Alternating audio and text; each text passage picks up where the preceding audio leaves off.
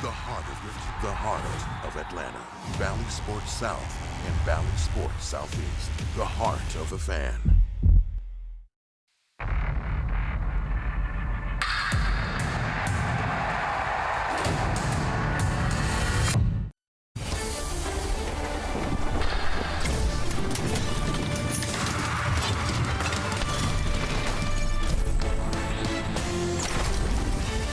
From the magical city of Miami, it's time for Braves baseball. It's brought to you by Truist. The roof is open here at Lone Depot Park, and so is the door for the Braves. If they win tonight, they reduce their magic number from 1 to 0 and win the Eastern Division title here in Game 2 of our 3-game series. Welcome upstairs to the broadcast booth with Peter Moylan. I'm Chip Carey. It's time for Braves baseball, Peter. Time for the Braves, too, to look like themselves. It's obvious they weren't that in Game 1 where the Marlins won 4-0. What do you look for the Braves in Game 2? Well, first of all, I'm going to give them a pass from yesterday. Tough day. Arrived at 4 a.m., came into this stadium. They had the massive series against the Mets, so what they did was obviously understandable. Now, tonight, we move forward. They're well rested. They got a full night's sleep.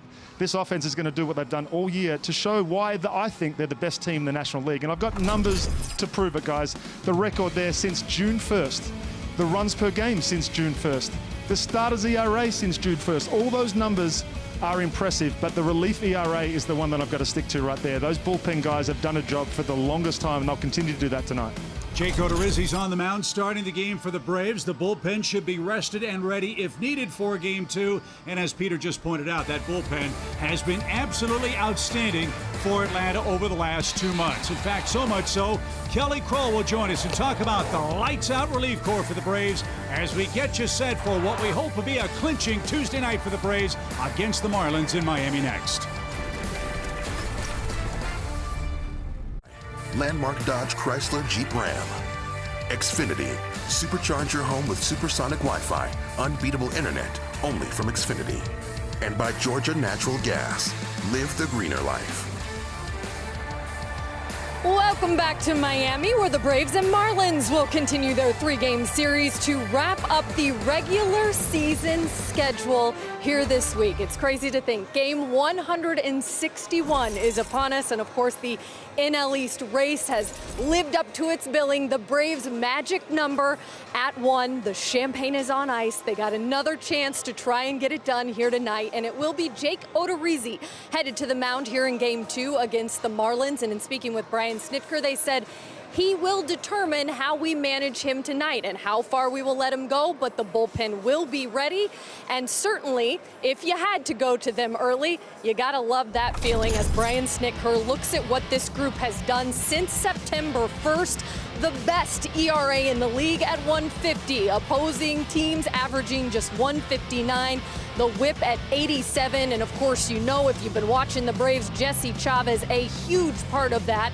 And in speaking with him today, I asked, why have you guys been able to find another level? And this is what he had to say. Not taking the run we're on for granted. Knowing each and every day we still got to get better, still got to make the right pitches. We might have got away with a few the night before. We just have to understand that that's not going to go our way every single night. So if we can stop it sooner than later, we'll be in a good spot. And Frenchie keeps us good down there. Cranny and Sal put us together in the right spot. And we just try and build up each other. We try and, keep the ball game in a situation for the next guy to succeed. We understand what's at hand. We know we can't keep running with it. We can't keep, expecting the results to be there just because they've been there for the last few months or whatever the case may be since we started turning things around. And we have to understand that each hitter, they're still a big league hitter. They're still doing the same thing that they got to get done because they're wearing the same uni as we are, on the same stage that we're at. So if we can keep that in perspective and understand we have that job, one hitter at a time, one pitch at a time, I think we'll be in the right spot. Keeping it simple, and they have had a lot of success, and they are well rested coming into this game here tonight, where the Braves' magic number, yes, it is at 1. They will have their eyes on the scoreboard, watching the Mets as well. It's all coming up here on Valley Sports. Braves and Marlins on the way. Toyota. Visit your local Toyota dealers today. Toyota, let's go places. And by the Georgia Lottery. Today could be the day. 2 regular season games are left in sunny South Florida. 2 opportunities for the Braves to win one of them and clinch the Eastern Division. This is the middle game of 3 tonight at Lone Depot Park, where the roof is open. It's a beautiful night for baseball. And let's see if that roof being open gets the Braves offense rolling here in the middle game of 3. Ronald Acuna Jr. leads off the Toyota starting 9 with a left-hander on the mound. A slight change for Brian Snitker. Michael Harris moves to the 8th spot as a left-handed batter, and hopefully Ronald Acuna Jr.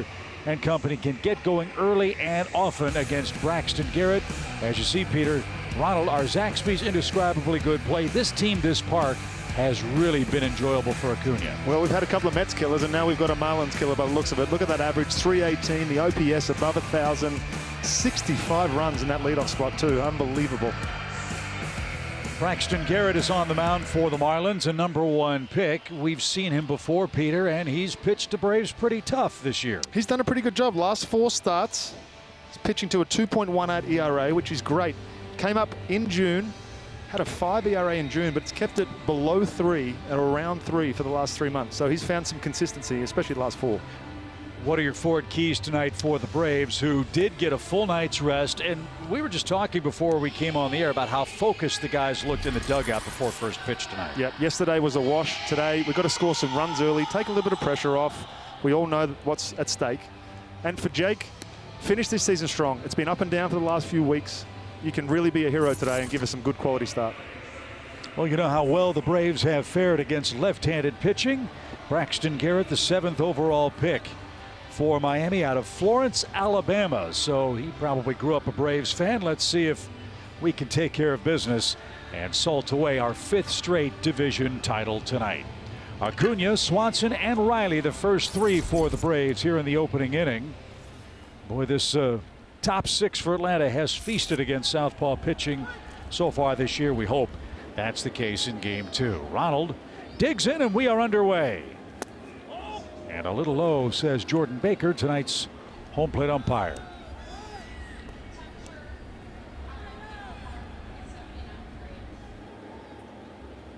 They play Ronald to pull on the Marlins infield. And that one right there for a strike. Garrett's last start, no decision against Milwaukee. 4 innings, 7 hits, 2 runs. He faced the Braves here on August 14th and went 6 shutout frames. As this ball is banged to the left side and it's short, Joey Wendell makes the play, and Acuna is retired for out number 1. No Miguel Rojas. He will undergo wrist surgery. Last night was his last game of the season, so Wendell starting at short in the next to last game for the Marlins tonight. And here's our shortstop, Dansby Swanson, who had 2 of the Braves' 4 hits in game 1.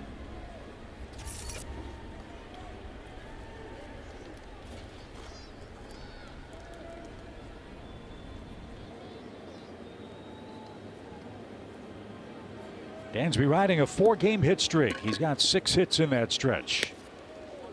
And Peter, I wonder, as an offense, seeing Luzardo from the left side, seeing Garrett from the left side in back-to-back games, does that help this Braves offense, or does that matter in any way, shape, or form? You get to look at the same release point as they're both being lefties, but they've got totally different stuff. So it's going to be an adjustment again. These guys have seen him before. Luzardo was really good last night, really tough. As good as I've seen him, probably. 12 strikeouts in his final game of the season. And so Garrett now with a 2-0 count. And now 3 balls, no strikes. So let's talk about the differences in stuff. What does this young man feature, and how do you attack him? You see a slider there. He's going to go with a sinker. He's got the standard package, I call it. 2-seam, 4-seam, slider, curveball, changeup.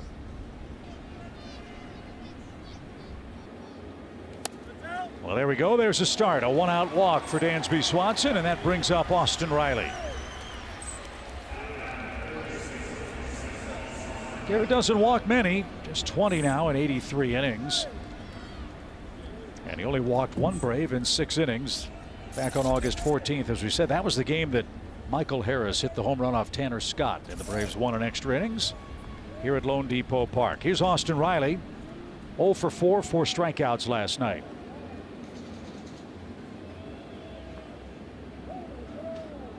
He's got the whole right side of the infield to play with. And in for a strike. I saw Riley last night in the hotel, and everybody I saw last night looked just completely shattered from the whole day. Not emotionally, just a long couple of days. But you said it, they looked so focused in the dugout before this game. Rested and ready to go. Braves control their destiny. If they win tonight, the Mets can't catch them. Mets are playing a doubleheader in New York. Currently, they lead the Nationals 4-2. That game's in the 7th inning. Horrible, nasty, windy weather at Citi Field. If the Mets lose, the Braves win the division. The magic number is 1 tonight.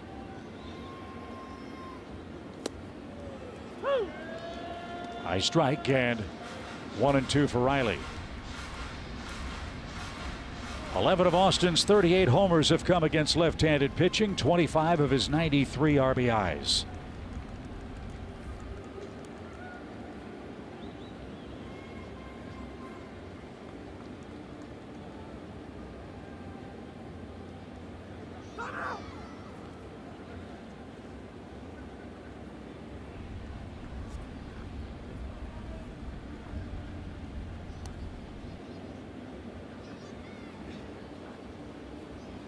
Outfield straight away and deep for the Atlanta third baseman.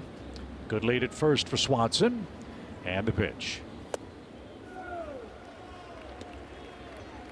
Braves a little more patient here in the first inning, Peter, than they were last night against Luzardo.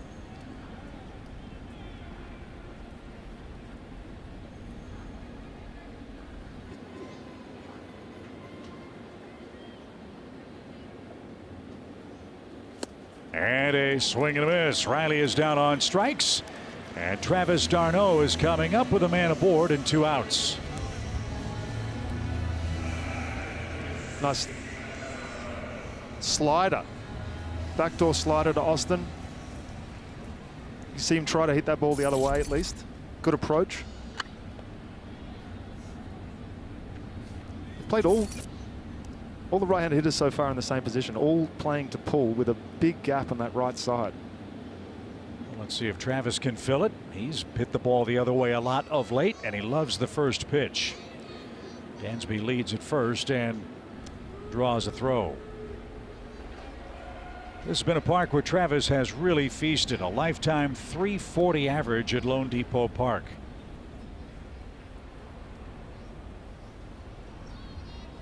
Braves have been so good with 2 outs in these last 6-7 weeks. And Dansby's running, got a good jump and slammed on the brakes. He slipped midway between first and second. Fortunately for him, that ball was fouled away.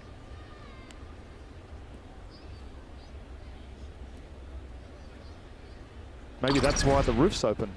Might be trying to get rid of some of the humidity, some of the stickiness.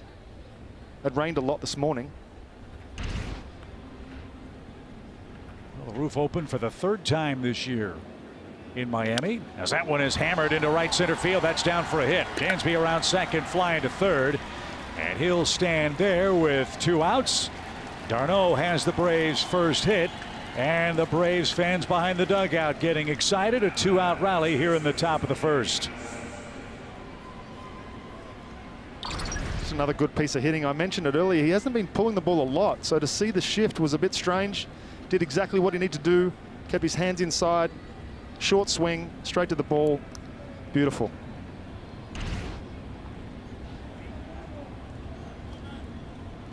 So 2-out run scoring chance for Matt Olson. He was hitless last night, but rolling of late. 5 homers, 10 RBIs, and 7 runs scored for the Braves first baseman in the last week and a half.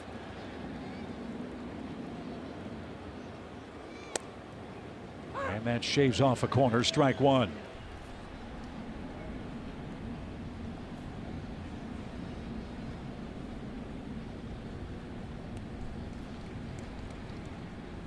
Matt has some room on the left side to play with.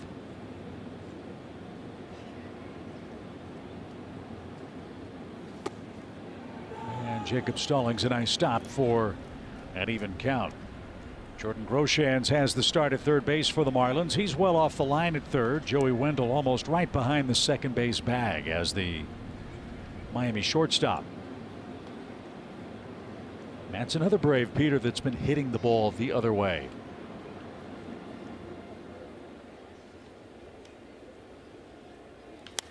Tried to and pops it up. At third, Groshans has it, and that's the inning. The Braves threaten in the first, but strand a pair. Jake Odorizzi goes to work. No score at Lone Depot Park. John Birdie, who leads the majors in stolen bases with 40, leads off Don Mattingly's Toyota starting lineup. Brian De La Cruz and Jesus Sanchez had big games in Game 1. They combined for 6 hits and most of the Marlins' RBIs. Jake Odorizzi, Peter, is on the mound. As we said, huge start for him, huge starts for the team. He could use a rebound effort here in Game 2. He definitely could, and we've seen him be effective with the fastball cutter combination. You see the numbers there. 7 starts versus the Marlins, 3-1 with a 3.53 ERA. For him to have some success today, he needs to find a couple of pitches of his arsenal that are going to work for him. The occasional slider, the occasional curveball, but it's really fastball, split every now and then that cutter. So John Birdie leads off for the Marlins. He was 2 for 4 last night. And there's a good start. Odorizzi attacks the zone and gets ahead with strike 1. Birdie, a .236 hitter. And 40 out of 45 in steals. Make him hit his way on.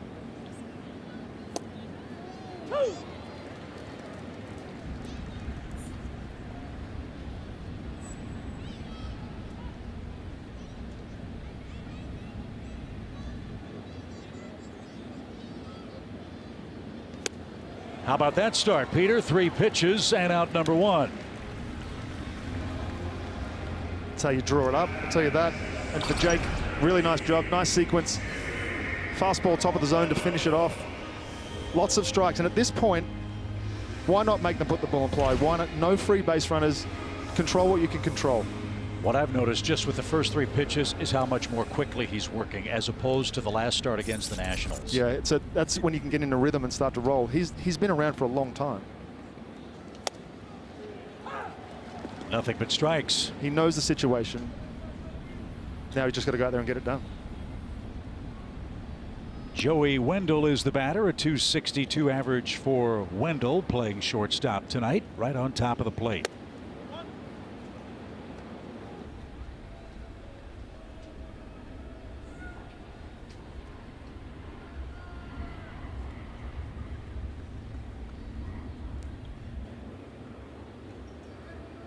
Braves play Joey Wendell straight up infield and in the outfield, and Odorizzi is ahead of him, a ball and 2 strikes.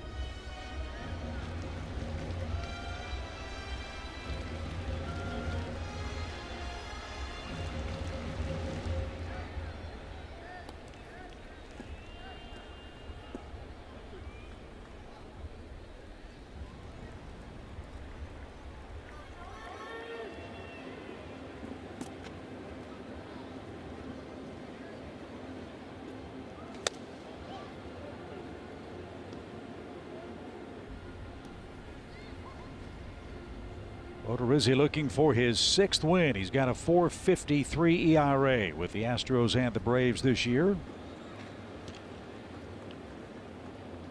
And he got a chase there. Back-to-back strikeouts from Odorizzi. Is that the split?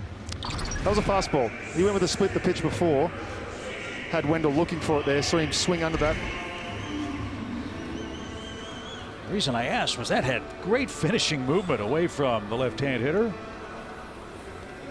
And a good start for Odorizzi. 2 up, 2 down for Brian De La Cruz.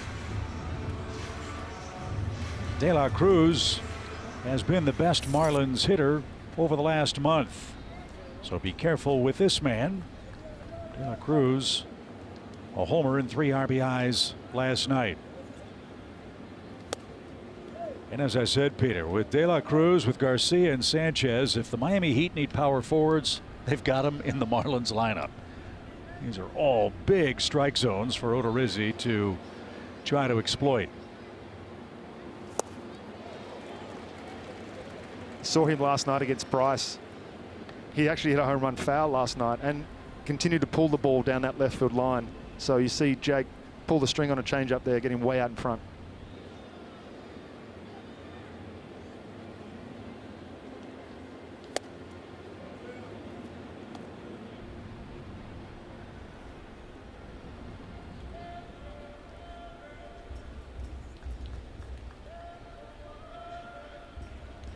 Two balls, one strike. Bases empty, and the Marlins first.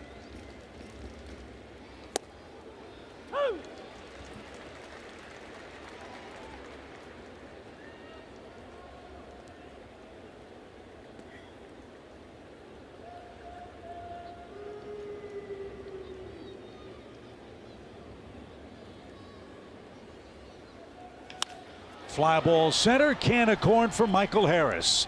Can't ask for a better start in the first inning for Jake Odorizzi. 3 up, 3 down with a couple of strikeouts. And the Braves bats go to work in the second, scoreless. Due up third in this inning, hitting 8th here this evening. We have seen him hit a little bit higher in the lineup over the last few. So I asked Brian Snitker about the move, and he said, listen, this is about matchups. The last couple of nights where we've seen some tough sinker baller lefties, it just hasn't really been a good matchup for him, but he's done so much damage against righties, and of course in that 8-hole as well, gentlemen. But Peter, I'm curious, when you think of tough sinker baller lefties and what a rookie like him is seeing, I feel like tonight, do you like this move? I do. I love this move for 2 reasons. One, it shows the flexibility of this lineup. We can have guys move all over the place. And it gives him a chance to relax a little bit too. You know, we needed someone in the 3-hole for a few days, and he fit the bill perfectly. Now it's time to go back down in the 8-hole. And look, Austin Riley's picked it back up. Matt Olson's picked it back up. So the depth of the lineup is showing again. William Contreras is leading off the Atlanta second. William, the Braves' designated hitter. Again, 5 of these top 6 hitters in the Atlanta lineup have crushed left-handed pitching in one form or fashion this year, including Contreras. Was hitting lefties at a .337 clip. Atlanta got a couple of base runners in the first. Garrett got out of it with a pop-up. Now he's got Contreras in an even count. 2 balls, 2 strikes. One of your Ford keys, get some early offense. Take a little of that pressure off for the Atlanta club. Garrett has yet to settle in for the Marlins. But that shaves off the inside corner, and that's out number 1. 2 strikeouts. And Orlando Arcia, the Braves hitter. We saw in that Mets series exactly what this team and this offense can be. And they played that series so perfectly. Every hit they needed to get, they seemed to get. It's tough to come from an adrenaline-filled series like that down here. And I know they have a job to do, and they all know that. Orlando takes a strike. They can see the finish line. And that's the hardest thing, is to stay focused on that one goal, get one more win, and then you can worry about everything else.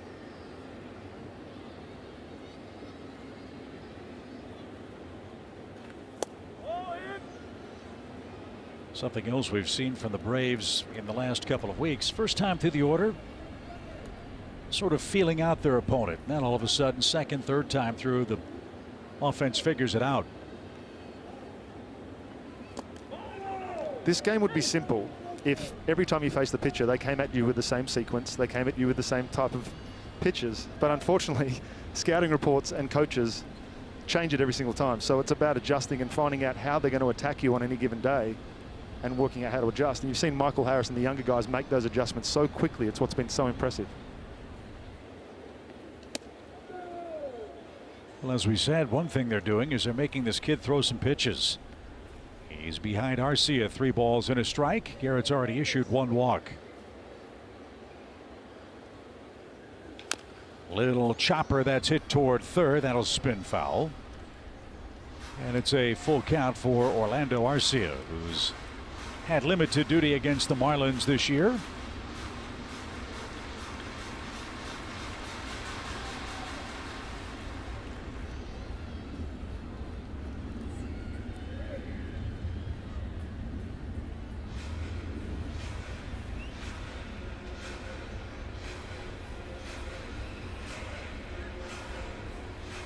Braves have dominated the Marlins again this year. They've won 12 of 17 games. Need one more tonight. The pitch. Bang, foul again. This guy's got a quick bat, man, and he is not afraid to use it.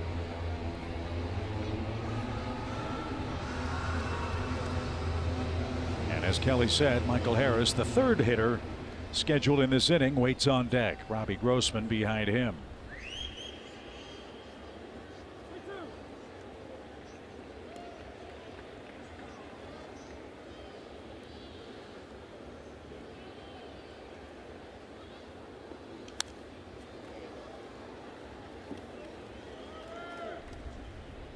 Arcia, 9 homers, 30 runs driven in. Funny quirk for Arcia this year, when he came back from his hamstring problem, he pitched before he played. You might recall that doesn't happen too often for a position player. And he takes ball 4, so the second one-out walk for Garrett in as many innings. And here is Michael Harris. Peter, he's tonight's Georgia Natural Gas Impact Player feature. It's been all season, but specifically the last 50 games. Man, 906 OPS, 27 extra base hits. And this season versus Miami, he's got a 371 average and an OPS over 1,000, in the 1100s actually. What are you seeing from Michael recently? It's just the swing and miss, something that we're not used to. He's not fouling those balls off and staying in at bats anymore. Swinging at balls out of the zone a little bit more. Pitchers are learning him as well. We saw this earlier in the season. Well, he's got an inviting target on the left side of the infield. We know he can hit the ball the other way. Arcia's got a good lead at first. 1-0 count. And Garrett's missed badly inside twice. And you can see the attack. You can see they're trying to go at him with sinkers in.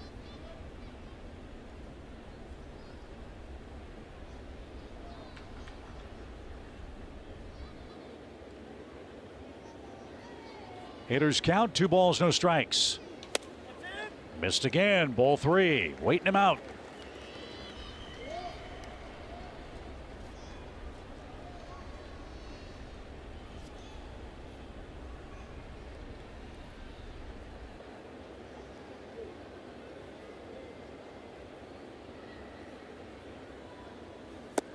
Back-to-back walks. The Braves are in business with Robbie Grossman. A hit gets you the first run.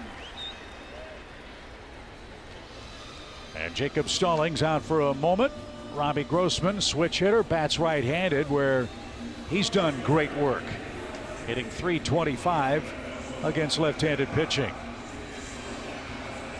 So while the Marlins talk it over, we'll step aside after a quick word from Yamaha Wave Runners.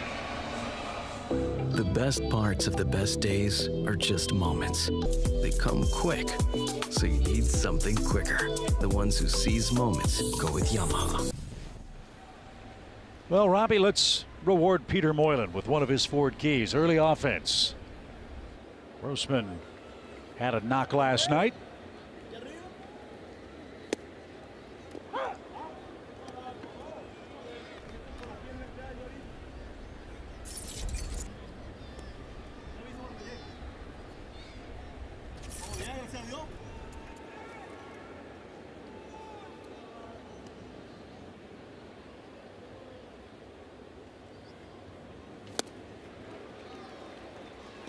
Oh, 0-2. Barring a double play, Ronald Acuna Jr. would be the next Atlanta hitter. Braves had 2 on in the first. They've got 2 on, 1 out here in the second.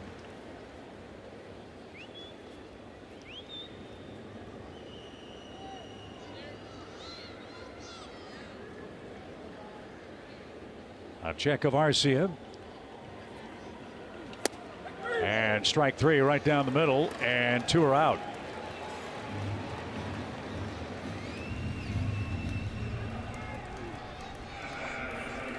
So it's up to Ronald with 2 outs. He grounded out in the opening inning for the Braves.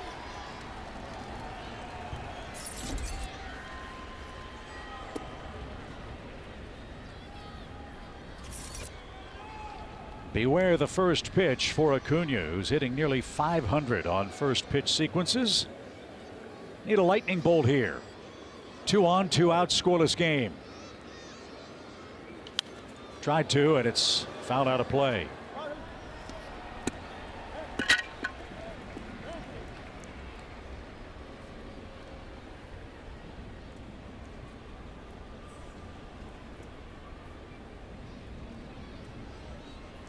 Ronald's done a really good job of hitting the ball the other way if it's pitched there. He's got plenty of room between first baseman and the second base bag.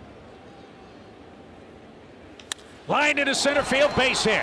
Here comes Arcia around third. Here comes the throw toward the plate. It's cut off. Throw to third is late. Atlanta strikes first. Acuna with a 2-out single. It's 1-0.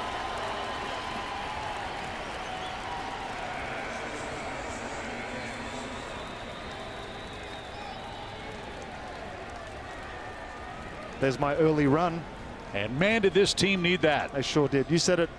Great piece of hitting. Able to stay back and again drive that ball right back up the middle. They played him to pull with everybody almost at shortstop and over. That felt good for Ronald too.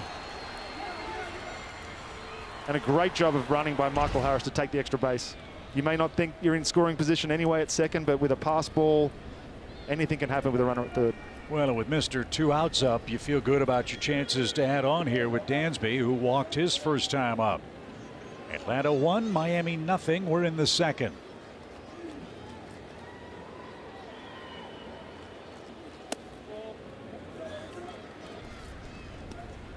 Dansby Swanson's year has been unreal.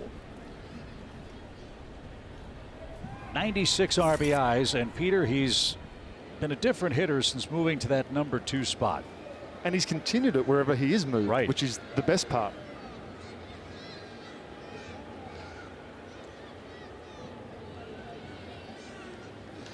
Took a shot at right field, fouled it off. And I think that's the approach that's been so noticeable. Even Dansby said himself toward the end of May he wasn't happy with the way things were going. Went back to his offseason work and has stayed with it. He's always had really, really quick hands to those pitches that are inside. And we've noticed for years he's been able to pull that ball down the left field line. Now he's become more of a gap-to-gap guy. Stay up the middle. The power's there, we know that. And that's got to make him a nightmare to pitch to, and he's got both the inside half and the outside half of the plate covered. You see there, tough pitch on the inside corner. He's able to get the barrel to it and at least foul it off and extend the at bat, give yourself another chance for a mistake. So he's behind a ball and 2 strikes. Harris at third, Acuna at first with 2 outs. Ronald's running. The pitch is in the dirt. And Acuna into second, standing. He's got a stolen base. Now a hit gets 2 more. A big hit here, and I think you can take any momentum, any oxygen that dugout over there, the Marlins dugout has, because look, 2 more games for the year for them. They are playing for something. They're playing for spots next year, but at the same time, there's no drive. There's no playoff push. They're just trying to get through it. Well, here we go. 2 strikes, 2 outs, 2 on the pitch.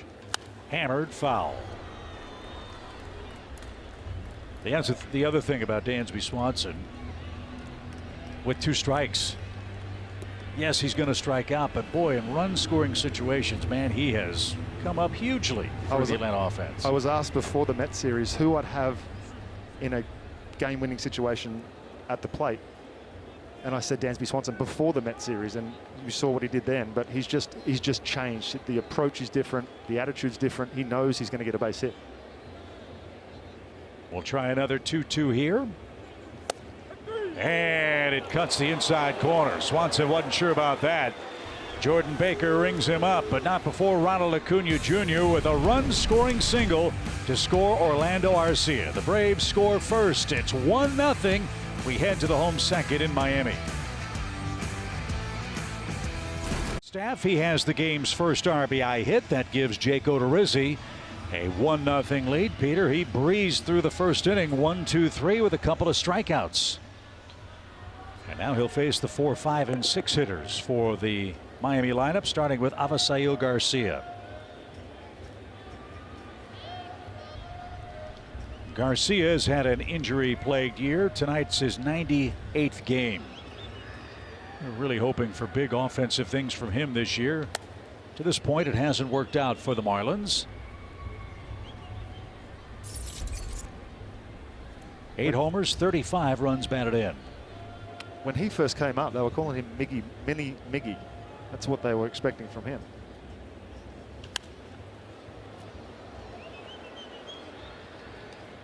Miggy being Miguel Cabrera, who played here with the Marlins, came up as a teenager oh so many years ago, and now is on his way to Cooperstown as a member of the Tigers. Oh, I remember. 1 ball, 1 strike.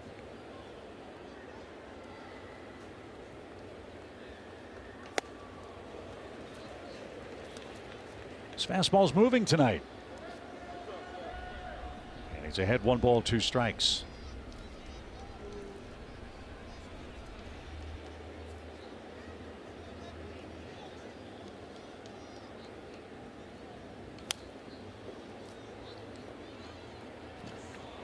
The biggest key for me with Jake, and I say this often, but it's the quality of the misses. And that's the biggest thing that I notice between guys that are able to get them in and out of trouble. It's how big and how severe their misses are. Jake's been around the zone a lot so far tonight.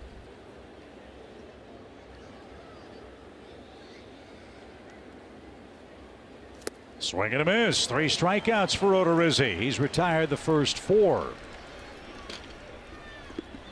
So we mentioned before how the Braves were focused. That doesn't mean they're not having fun. Look at how Ronald's warming up in between innings. Oh, check that out. It's not enough that you're the best baseball player in the world. You've got to have tricks as well. I still remember that one-legged, not even crow hop throw that he threw from the right field line out of the stadium. Jesus Sanchez, the hitter, and takes outside. 1 ball, no strikes. 12 homers for Sanchez. 3 hits last night.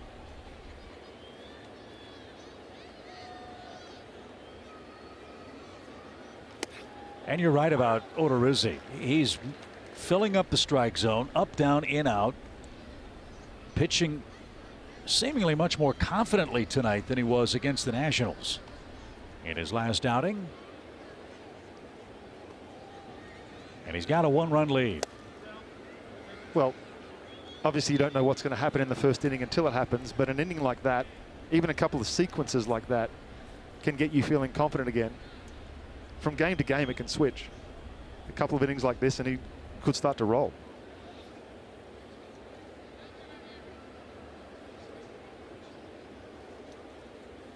The Nationals and Mets are going to the 9th inning in game 1 of their doubleheader. The Mets lead 4-2. Here the Braves lead 1-0. Again, if Atlanta wins, doesn't matter what the Mets do in either game of their double dip. And Odorizzi has fallen behind Sanchez. 3 balls, 1 strike. Don't throw this guy a cookie. He can hit it a long way if you make a mistake.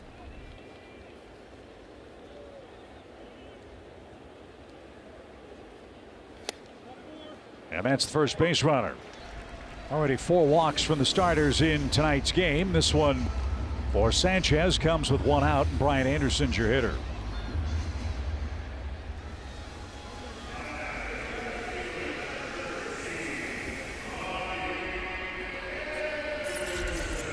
Brian Anderson's another Marlin who's dealt with injuries this season. Shoulder problems have limited his action. That's why he's hitting in the 220s and just 8 homers. Those shoulder problems have moved him to the outfield, where he'll be permanently in the years ahead for the Marlins. See if Jake can get him to roll over.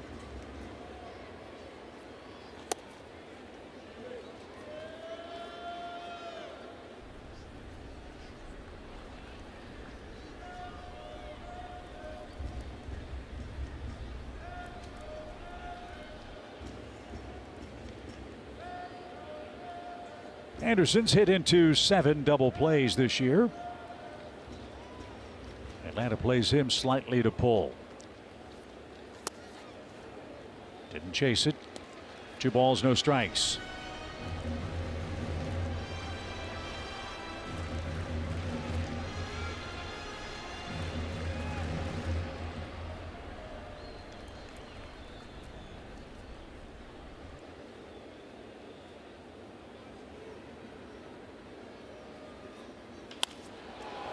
Straightaway center. Anderson got jammed, and that's the second out. Nice comeback for Odorizzi. Walked the hitter before, was behind in the count. Now he's an out away from taking a lead to the 3rd inning. You hear me say this often when I used to get behind 3-1 or 2-0. I use that count to use the hitter's aggressiveness against them. And you saw the 2-0 change up there. Anderson tried to stay back, but wasn't able to put a good swing on it, even though it was ahead in the count. Well, that's an area where the game has changed, hasn't it? 2-0, 3-1. Used to be an automatic fastball count. Good choice by Odorizzi.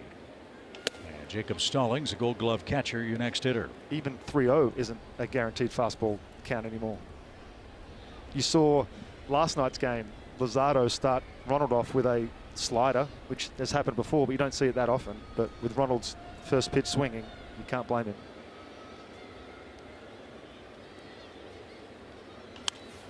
In the air toward right. Ronald's on the run. That's going to fall in front. And the Marlins will have runners at 1st and 3rd on a blue pit from Jacob Stallings.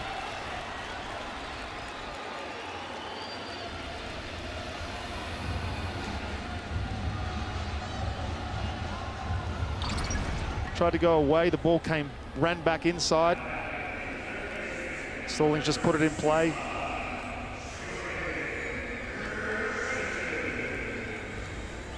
Good play by Riley to make sure that ball didn't scoot by him. That was not coming in softly. So Miami has its first threat, 1st and 3rd. And 2 men are out for Jordan Groshans, a former #1 pick of the Toronto Blue Jays. He's hitting .278 on the year with a homer.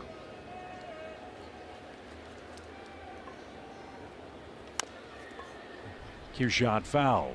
To your point, Peter. Young hitter, aggressive, trying to make his mark. And that's the best cutter he's thrown tonight. A lot of those cutters have been backing up on him a little bit or out of the zone. That started as a strike, ended as a ball.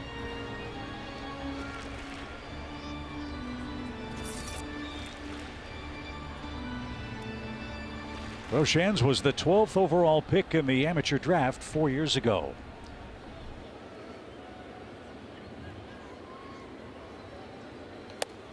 Strike 2.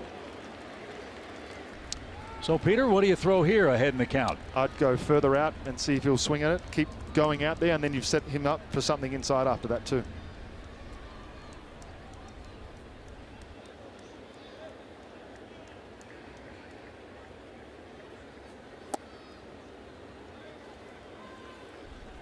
Missed with a changeup there. It's a ball and 2 strikes now.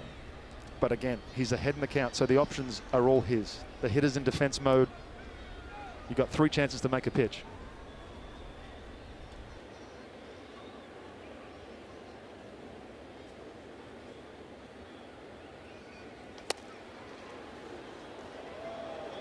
Good patience. It's 2-2.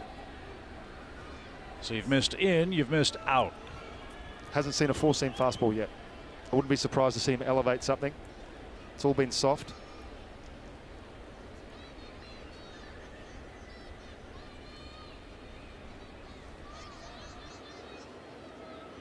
The 2-2 pitch. In the air to left. Well hit. Grossman back to the edge of the track. He's got room, and Odorizzi is out of the 2nd inning.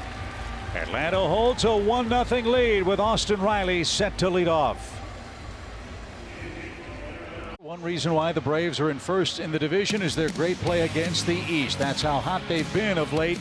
That's our Who's Hot feature, brought to you, Pete, by Texas Pete, not Australia Pete. Last 25 games against those East, a 19-6 record. Braves have outscored the NL East opponents 121-66, Chip. It's going to help you out any year. Well, let's add on. Odorizzi 2 shutout innings. Austin Riley, your hitter. Darno and Olson to follow. The Braves got a 2-out hit from Acuna to take the lead. First game is in the books in New York. Mets beat the Nationals 4-2. That is your final score.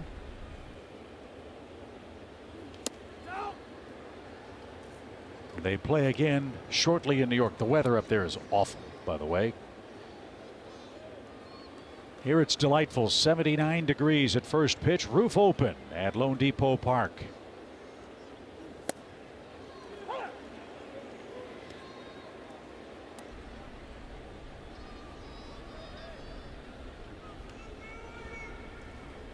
See if Riley can make some contact. He's hitless in the series so far. The pitch.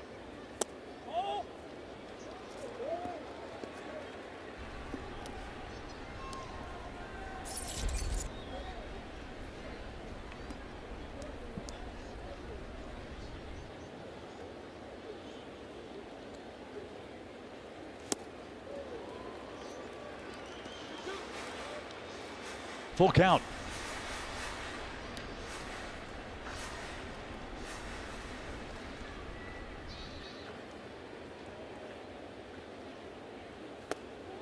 And Riley takes a walk. That's 4 of them, Peter, in 2+ innings. This one, though, a leadoff pass. That's a really good at bat by Austin. A couple of tough takes, especially that last pitch, 3-2 slider. Good location. So base runners in every inning so far for the Braves. First leadoff man is on for them, and Travis d'Arnaud, your batter, he singled in the opening inning. Make this young man work for the free passes and pay for them.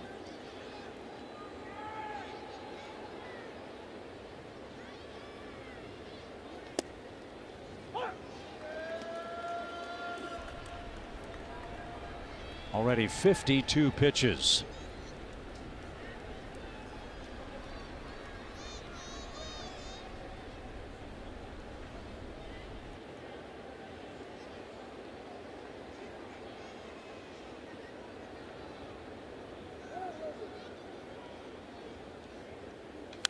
Good cut and fouled back.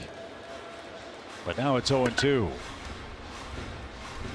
Talked all year about how great the Braves catching core has been. d'Arnaud and Contreras have combined to hit 38 home runs. They've knocked in 104 together.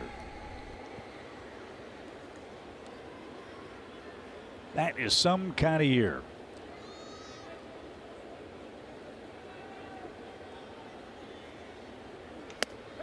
Another called third strike.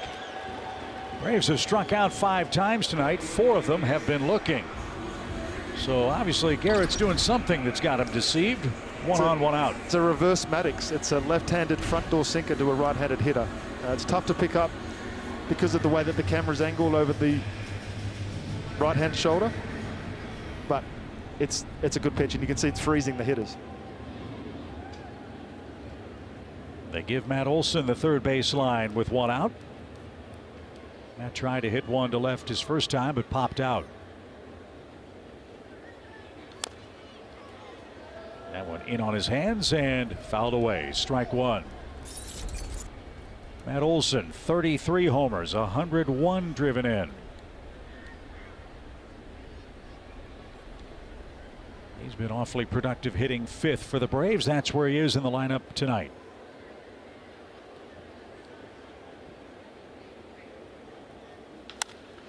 On the ground, ought to be 2, and it is. Strikeout and double play sends us to the bottom of the 3rd inning. Braves enjoy a 1-0 lead.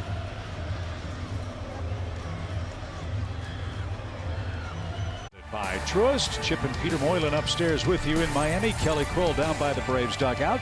So far so good. Atlanta's got an RBI hit from Ronald and 2 scoreless innings from Jake Odorizzi. Atlanta trying to claim the Eastern Division title with a victory in the 2nd game of this series tonight. Odorizzi will face the 9, 1, and 2 hitters for the Marlins. Their action starts with Lewin Diaz, their rangy first baseman.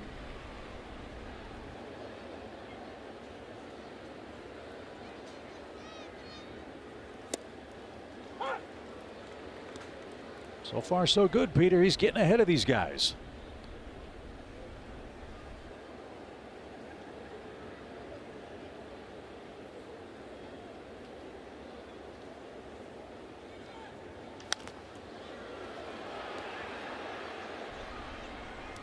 And now it's 0-2. Well, this is why you love having veteran guys on your staff. Pitching in games of this magnitude at this time of the year. This is not Jake Odorizzi's first rodeo. He struck out 3. He's walked 1. And make it 4 strikeouts. He started each inning with a swing and a miss. 1 out. Top of the order coming up. You said it, Chip. First pitch strikes really changes the whole at bat. And you can see when he gets ahead, that's just a totally different Jake. He's way more effective. Off speed, down and out of the zone work. You're going to get swings and misses. Those misses that are too far outside the zone, they're not just good. They just won't offer at. So now the cat and mouse game begins. Second time through the order. It's John Birdie. He struck out his first time up. No need for Odorizzi to change anything. He's allowed 1 hit the first time through the order. That hit a 2-out single from Jacob Stallings, and it wasn't well hit.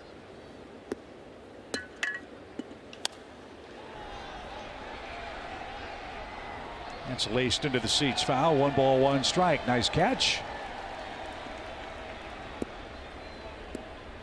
When I say it's easy if they come with the same sequence every time as far as pitches goes, Jake was able to get Birdie in the first inning with 3 pitches, but he didn't hit his spot. So now he's able to go back with the same sequence they were going to go with first at bat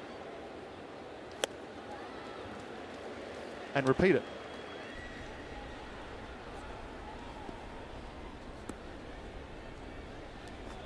He's getting some mileage out of that high fastball, isn't he? 1 ball, 2 strikes for John Birdie.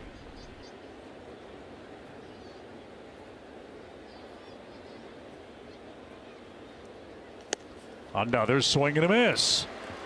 2 up, 2 down. 4 strikeouts for Odorizzi. Another fastball, top of the zone, 4-seam fastball. He does throw this over 50% of the time, but it's a difference between when he's locating it and when he's not, and he's absolutely locating it perfectly right now.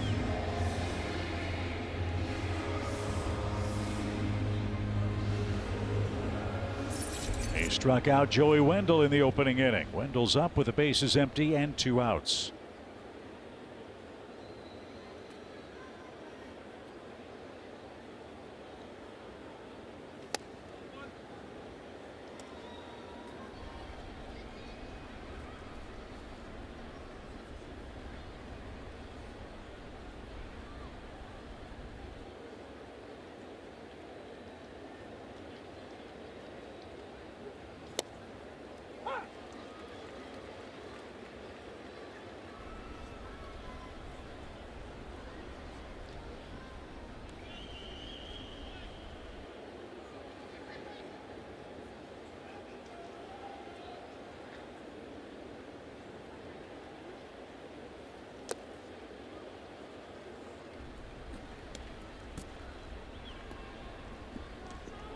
To your point earlier, Peter, even on a pitch like that, you can count on one hand the number of misses Jake has had that are, for lack of a better way of putting it, non-competitive pitches so far tonight. And even that, it would have been, if that was a fastball, it would have hit or clipped the bottom of the zone. If he had 2 strikes on him, then you might have got a swing. Sharply hit. Arcia from the cut of the outfield turf fires to first. And Jake Odorizzi has his second 1-2-3 inning. He's also got a 1-0 lead in game 2.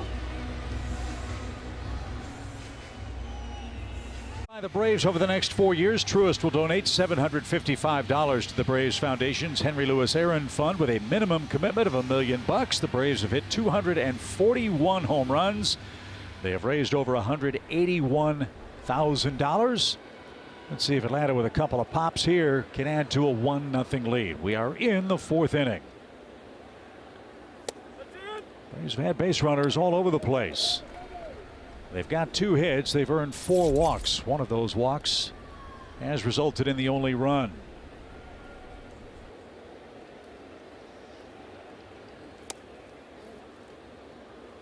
I really like the way Jordan Baker calls balls and strikes, don't you? I was just thinking the same thing, that apart from that one pitch to Dansby that was honestly just off, he's had a really nice zone.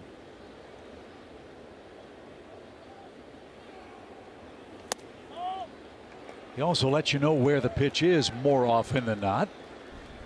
And now Contreras way ahead in the count, 3-0. He took strike 3 his first time up.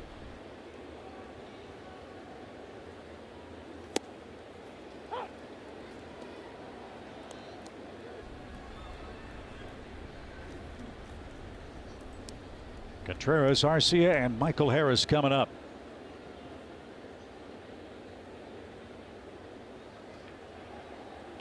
Lined into center field, a base hit.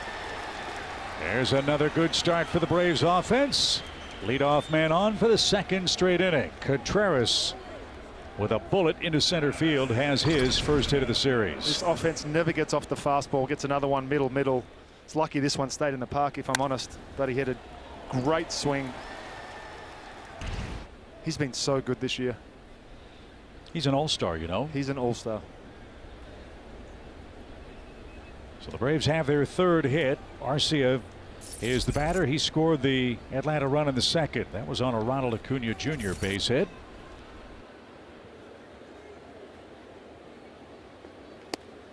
And a good hook from Garrett. I feel like every time I'm up here, I'm talking about Orlando and the impact that he's been able to have on this team, despite whether it's 12 games in between at bats or whether he's playing every single day. He seems to find a way to help this team.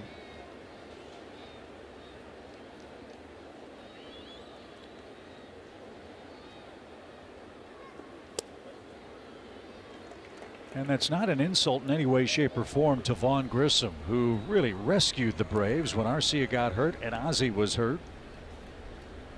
But down the stretch, games of this magnitude, every manager prefers a veteran player. And Arcia is certainly that. 1 ball, 1 strike.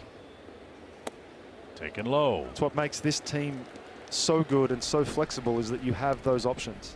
It's not just you've got to run the same lineup up there every single night and see what happens. Snit has the opportunity to make adjustments, move guys around, put them in different positions, start a guy for a week, see what happens. Just missed a double.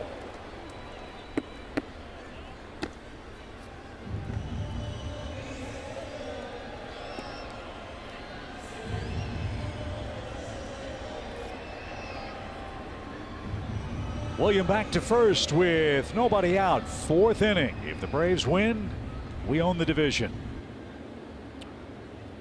Another run or two would not hurt here. This bottom part of the order coming up.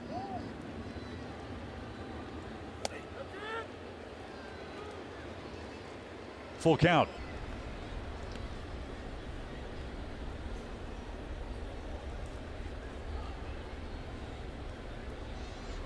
Contreras, doubting he's running here with the lefty looking at him. We shall see with the 3-2. Not going. And the pitch is a base hit to left. 2 on, nobody out. Good patient approach from Arcia. And he's got a knock. And here comes Harris. 2 on, nobody down. You said it. This is what the Braves do. They have the first time through the lineup, they get a sense of what they're going to see. And then second and third time through, there's just no relaxing. There's nowhere to go and try and find an out.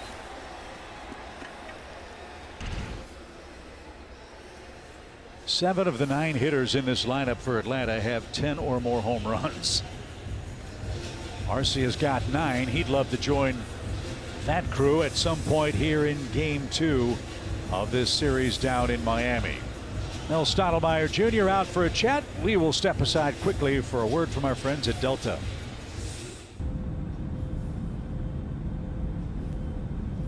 Delta, proud to be the official airline of the 2021 World Champion Atlanta Braves. Well, here's where Michael Harris has done some of his best work, Peter. This kid, in his first major league season, when the chips are down, big at bats with runners at second and third base all year long. And he's got 2 aboard, nobody out. Quick word with Ron Washington. And the Braves do not have a sacrifice bunt this year. Would they dare bunt with Harris with nobody out?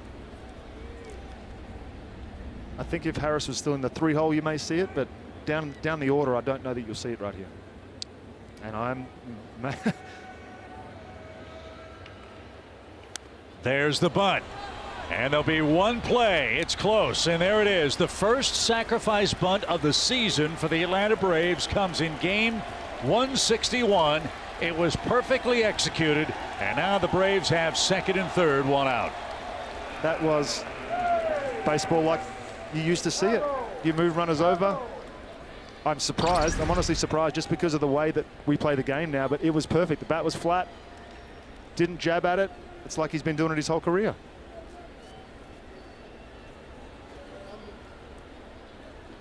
So the key man in the inning becomes Robbie Grossman. Looked like Tom Glavine out there. Oh, that was much better than Tom. Garrett stretches and misses inside. 1 ball, no strikes. Isn't that amazing how the game has changed? And what it does, it instantly puts pressure on the pitcher again. 2 in scoring position, can't make a mistake or you're down 2. Infield comes in for Miami. Grossman struck out looking his first time up. A fastball froze him.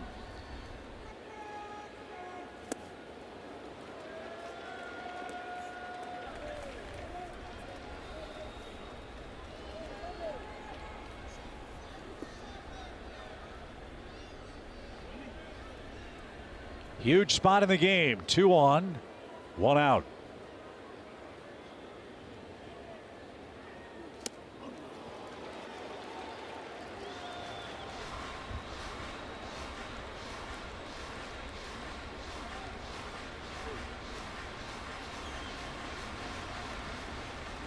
Got to put the ball in play here. Got to find a way to sack fly, find some outfield grass, chopper.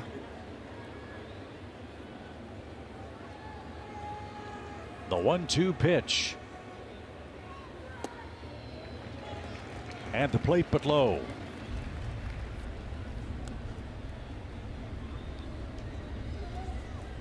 Keep an eye on Stallings back there. He's a Gold Glover. He can steal a strike if it's close. Don't leave it up to the home plate umpire, Jordan Baker.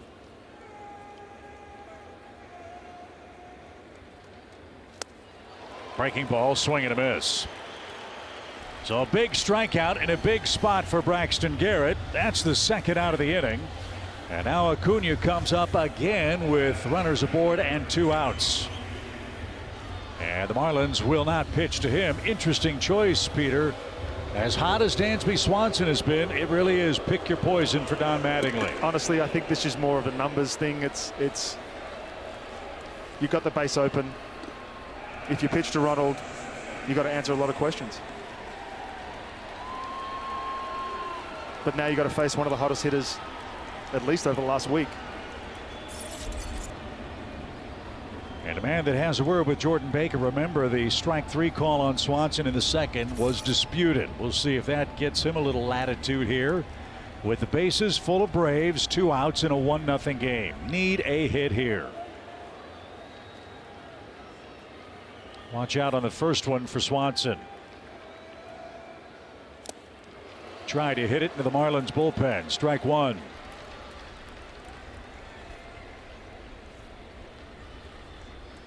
'69 career at bats with the bases loaded for Dansby. 6 for 9 this year. We'll take more of that, please.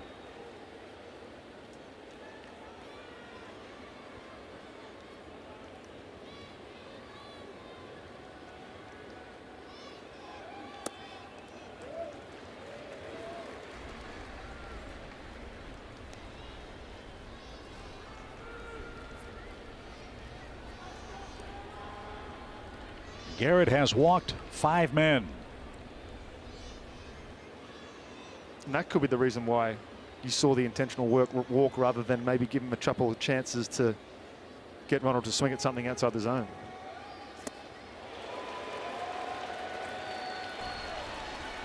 Two breaking balls had Dansby swinging and missing. Now the Braves down to their last strike. After a perfect sacrifice, it was set up for Atlanta. But now Garrett Ahead of the Braves shortstop, 1-2.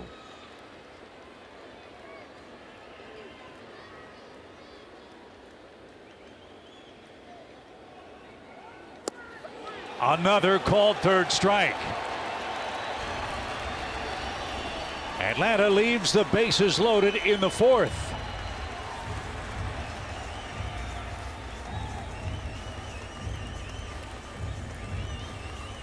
To decide is their positioning. As it stands today, the Braves would be the Eastern champions and would await the winner of the Phillies and the Cardinals. In National League play, Mets and Padres for the moment. The winner of that series would face the Dodgers. In divisional series play, which is a best of 5. And of course, we will talk about every Braves postseason game on Braves Live Postseason Edition. Man, that was so fun last year. Can't wait to be back in the Battery, hopefully starting next week, with the Braves celebrating a division championship here on Bally Sports. I had the time of my life during that month of baseball coverage. The Battery was alive. Folks were into each and every pitch. We know that they'll be doing the same this year. And we'll have all the post-game analysis, interviews, reactions, and hopefully another long playoff run for the Braves as the defending world champs here on Bally Sports South, Bally Sports Southeast, and the Bally Sports app. Jake Odorizzi's got a run to play with. He's got Brian De La Cruz leading off, and a big swing and a miss there. You see 2 back-to-back changeups. The only reason he's going to get swing and misses on that is because of how effective he's been throwing strikes in the first 3 innings. Well, Jake's only had 1 3-ball count in the game. That was a base on balls to Sanchez in the second. But he's been efficient too. 5 or fewer pitches to every Marlins hitter he's seen through 3 innings tonight. Again, a far cry from the struggles he had against the Nationals. So he's doing his thing. Braves have given him a run.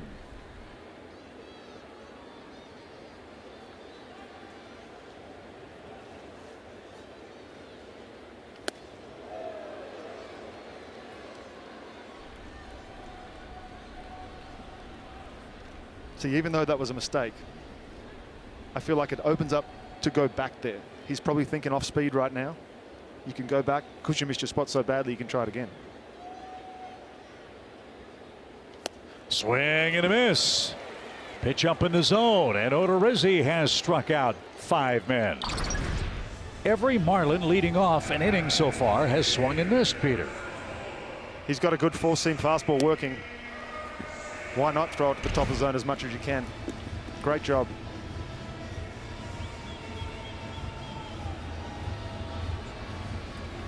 Garcia struck out, leading off the Marlins' second.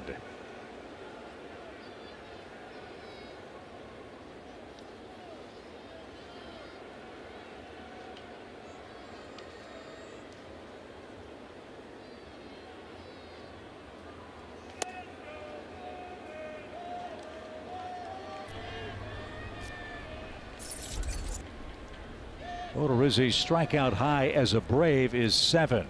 He did that to the Pirates on August 22nd up at PNC Park.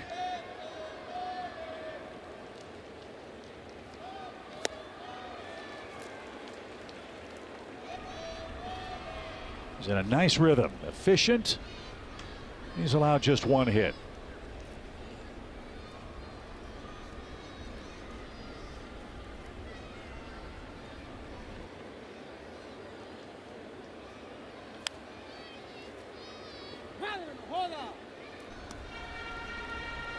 Again, in, out, up, down, changing speeds. Nothing for the Marlins hitters to eliminate. And as you said last night after the game, it's really tough for them to pick a spot to look for a pitch.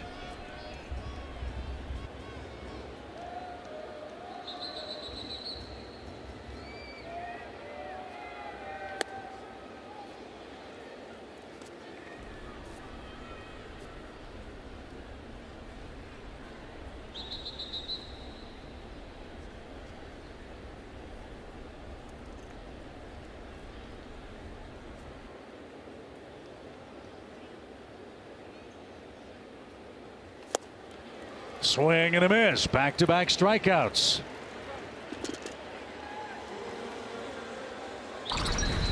This is as good as I've seen Jake split since he's come to the Braves.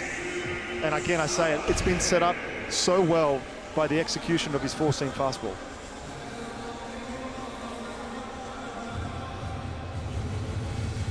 Here's the only man he's walked, Jesus Sanchez. He fell behind 3-1, put him on, and then went after Brian Anderson, who flied out. Anderson waits on deck. Driven toward left.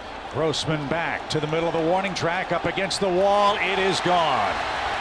Jesus Sanchez, an opposite field home run.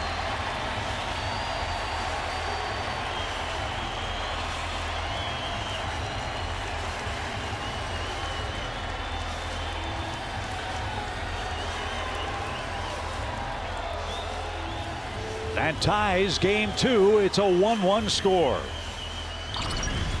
Fastball caught too much of the plate, tried to go away, left it middle, and you said it before, he's a strong kid.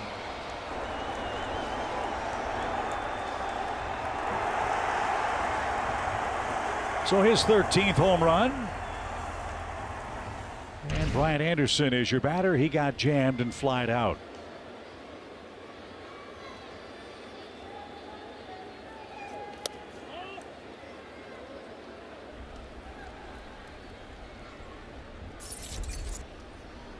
Braves have had some opportunities in the first 4 innings to have more than one run. They've left 7 on base so far. Look at that ball. Knuckle out towards short. And that'll be the inning. A 2-out homer from Jesus Sanchez gets it tied. Riley, d'Arnaud, and Olsen come up in the Atlanta 5th.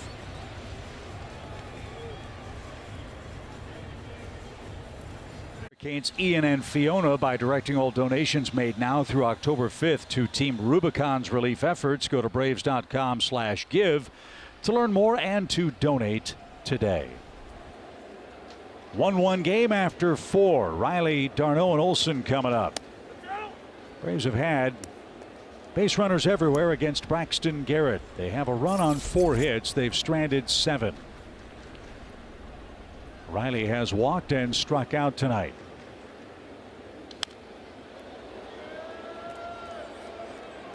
If history is anything to go by, this is usually when the bats start to really wake up. Seen him a couple of times now. Know what he's got. Know what he's featuring tonight, especially.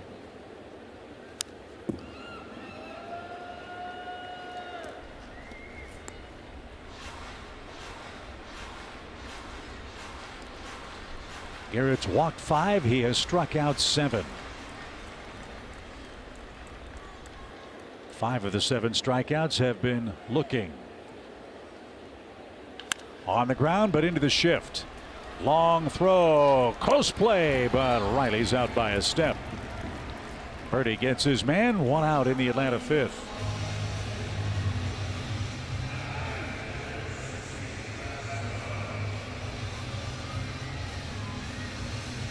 Travis d'Arnaud is 1 for 2.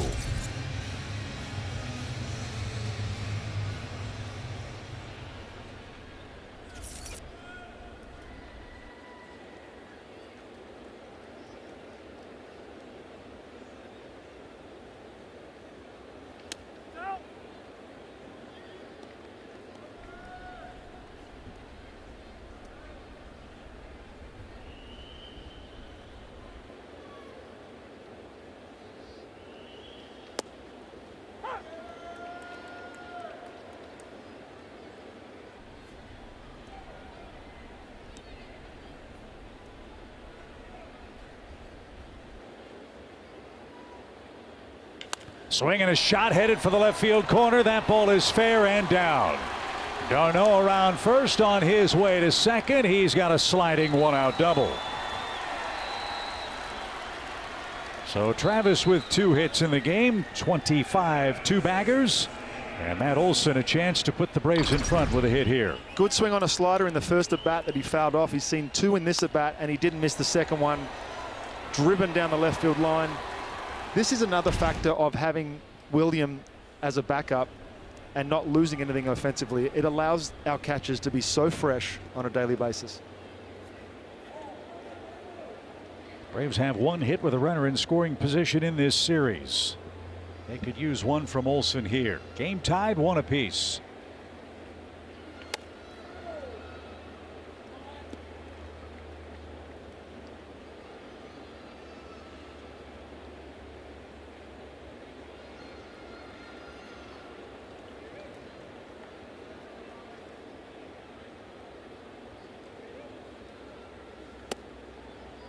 Top of the zone.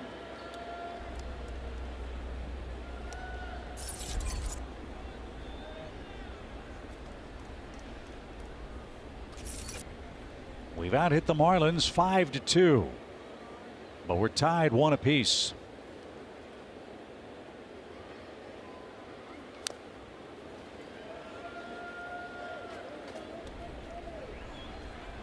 Olsen has popped out. He's hitting to a double play. So Matt looking for his first hit of the series. He's 0 for 6.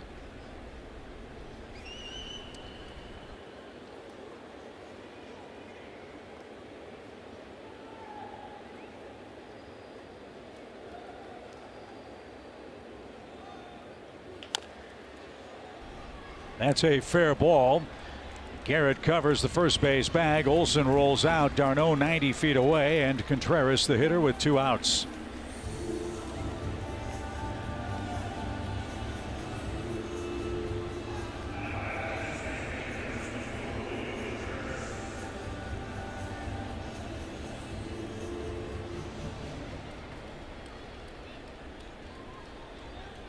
Contreras led off the 4th with a single. Arcia followed with a single. The Braves' first sacrifice bunt of the year went unrewarded as the last 2 outs were on strikes.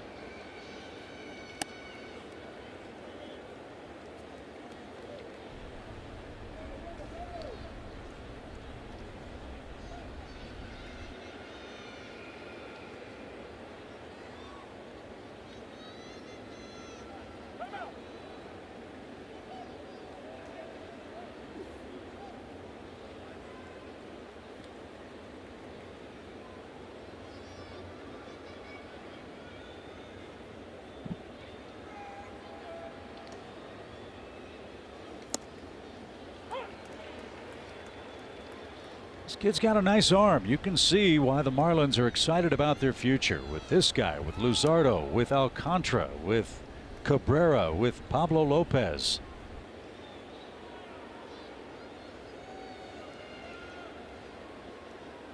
Little roller hit toward third. Run, William, run. No play. Atlanta takes the lead.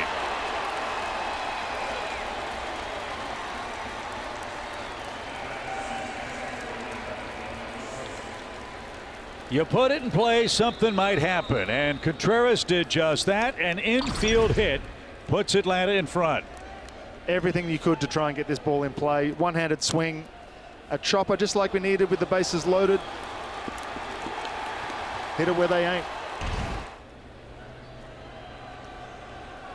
So we're back in front, and Don Mattingly is going to go to the mound. Garrett's at 91 pitches. And Arcia is the hitter, and the Braves fans chopping and chanting in the 5th inning. And Don Mattingly in his final series at the helm in Marlins colors is into his bullpen with the Braves back in front 2-1 in game 2. Braves baseball is brought to you by Kaiser Permanente and by Yellowwood. If it doesn't have a yellow tag, you don't want it. Braves have the lead back. An infield tapper from William Contreras earns him his 45th RBI. They have chased Braxton Garrett. Now Huascar Brazoban, a veteran of the independent leagues, is on for Miami here in the top of the 5th. Having a really good year. Another guy with a cut fastball that he throws majority of the time. Changeup, 4-seam and a sinker.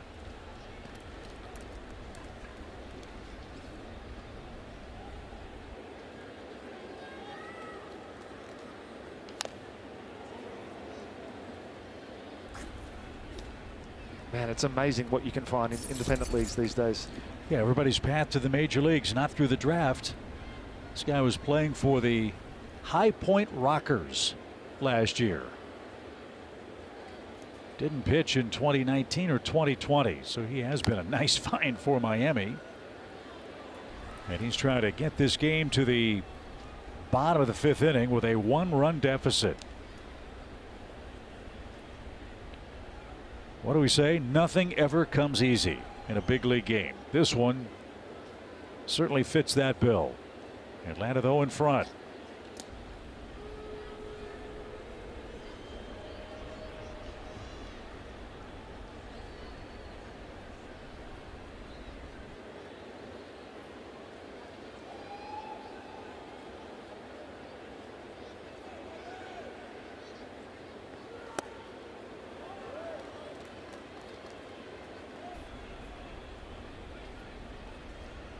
Orlando's had a nice night. He's walked, scored, and singled. Miami will have the lower third of their order coming up in the home 5th. Jake Odorizzi again in front. It's a 2-1 game.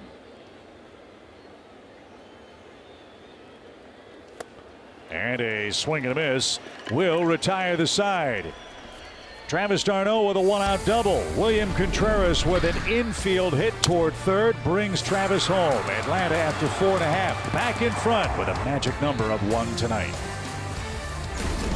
A 23 full season member, you get all the benefits for next year and have priority access to all of this year's postseason home games. For more information on full season memberships and how you can secure access to 2022 playoff games at Truist Park, go to braves.com/A-list. Jacob Stallings in the 5th goes to work for the Marlins. Jake Odorizzi has pitched great tonight. 6 strikeouts through 4 innings. Sanchez hit a home run with 2 outs to account for the Marlins run. Jake, though, leads by a 2-1 score. With the importance of this game, like I suspected, you can see some bullpen action already. I think if Jake allows a base runner or has a base runner get to second base, you might see Colin McHugh come in.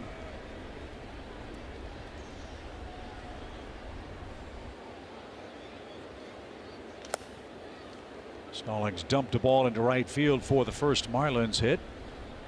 And as Peter said, there is Colin McHugh. That has been the strength of this Atlanta team. The bullpen has been spectacular all year, but especially so starting September 1. That's well out of play. It's an even count for Jacob Stallings.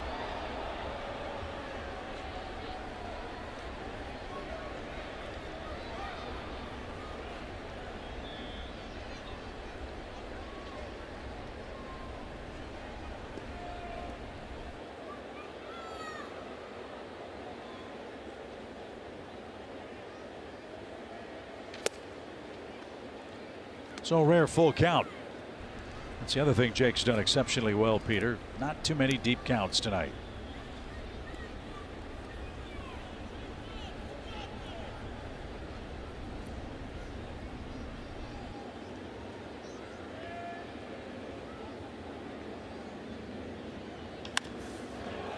To right center. Harris got a great jump. 1 out. I have a feeling you're going to be saying that over and over again for the next 15 years. He just reads the baseball and he's continued to improve. A lot of the time early on, he was using his speed to catch up to the flight of the ball. Now he's able to read it straight off the bat. You're almost surprised when he doesn't catch it. So there's the first out. Jordan Groshans. He flied out to left his first time up.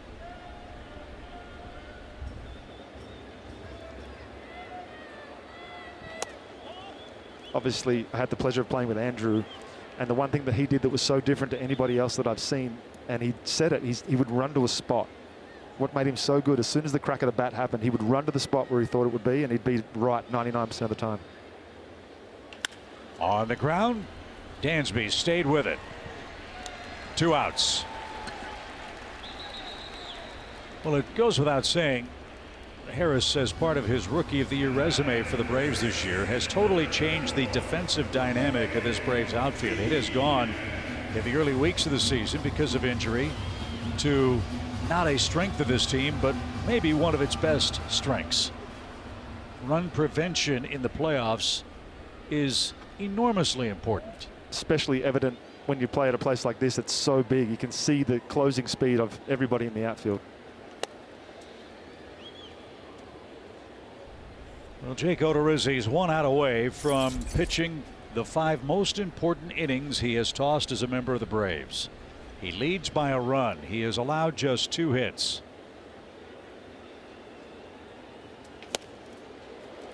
Boy, he has generated swings and misses tonight.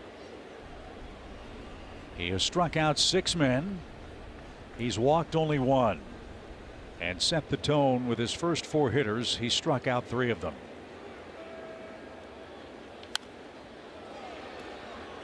And one more pitch will send us to the 6th.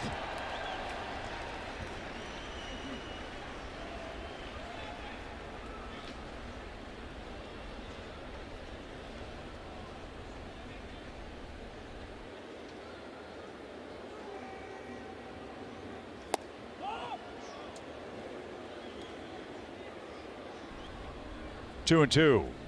I'd throw that one again. Yeah, he took that too comfortably for me. I'd throw that same change up again. Get a swing and miss.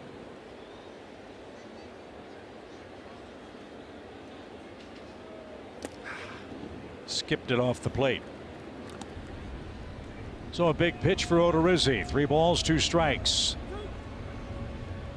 If he can just locate that, obviously it's a 3-2 count now, but if he can just locate that a little bit higher. He's throwing it again. And barely fouled off. It's so hard when you're in the box just to hold up your swing. You get a 3-2 count. You think a fastball's coming. Hitting's not easy. I've done it 8 times.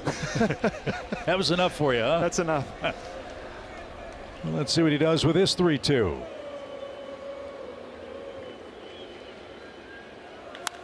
In the air to left. Playable for Robbie Grossman. Jake Odorizzi with 5 magnificent innings in Miami. Atlanta leads 2-1. In Miami, Michael Harris leading things off, and a couple updates to pass along. And speaking with Brian Snitker this afternoon, he said Spencer Strider played catch here today before this game. Keep in mind that's on flat ground, so the test will be when he gets up off the mound. And Peter, I want you to expand on that a little bit, because obviously it's the oblique tightness that he has been dealing with, but a step in the right direction, guys, today, just getting out there throwing. They're going to wait and see how he feels tomorrow. And speaking of tomorrow, with the starter for the Braves still to be determined, Brian said that Max Fried would be an option to go tomorrow. He may want to pitch a few innings anyway, right now that he's feeling better. I think it was that 71 pitches last time out. Felt a little ill in that last start of his, so we could see Max Fried tomorrow as well. So encouraging signs, Kelly, from the pitching standpoint. Flat ground versus on the mound. What's that going to do for Strider's oblique? It's the last test, as Kelly just said. You can do as much flat ground as you want. Squibb toward third. Stumble. Long throw. Safely aboard is Harris.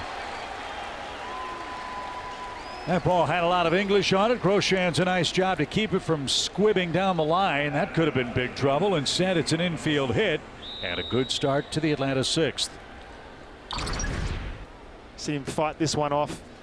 A cue shot, as you said. No chance you're going to catch Michael Harris after having to lay out like that.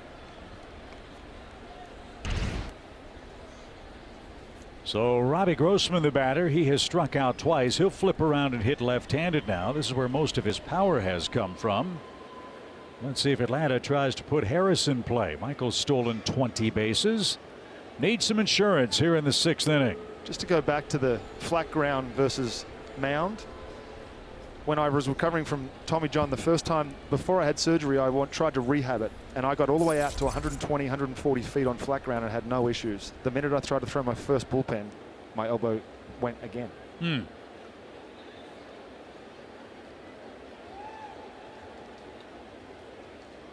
Good lead at first, not going.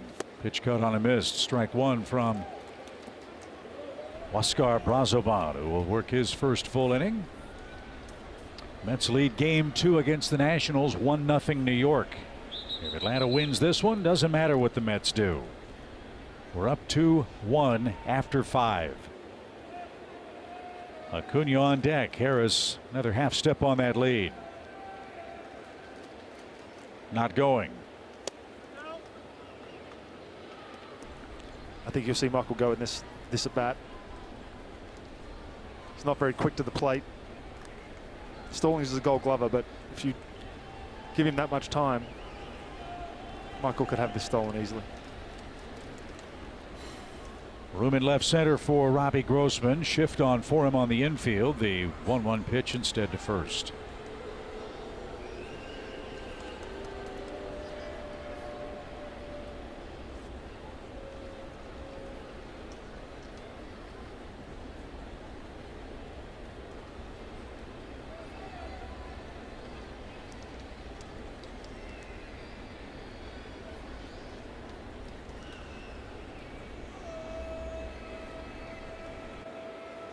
Up and away. 2 balls and a strike. Something else to think about too with this Thunder and the Braves lineup. The distraction that a guy like Harris might provide and the damage that ensues by the man in the batter's box. As Charlie Morton and Jake Odorizzi talk over his 5 great innings tonight. Boy, did the Braves need that. Good lead. Not going. 2-2.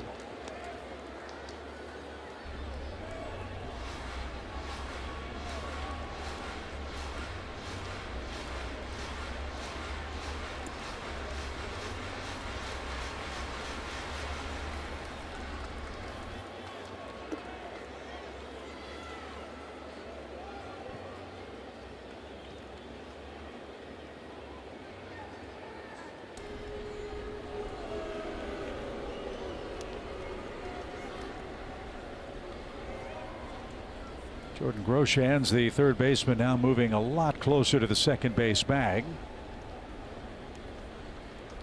They don't think Grossman can hit the ball the other way here with 2 strikes. Let's see what happens with a 2-2 count.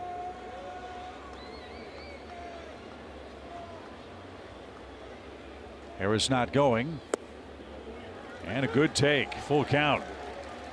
Okay, manage along with Brian Snitker. Are you sending him? Yes. 3-2 for me. For someone like Ronald, Michael Harris, anyone with any kind of speed, it's almost an automatic run. Well, Robbie's got to try to put it in play. He struck out twice. Hands on knees for Harris. Another quarter step on that lead at first.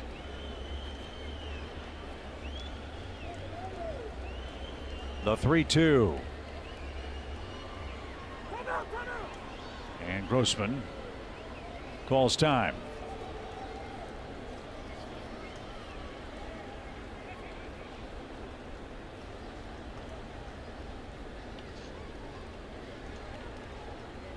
That's a sign from the dugout to see what Michael Harris is going to do there.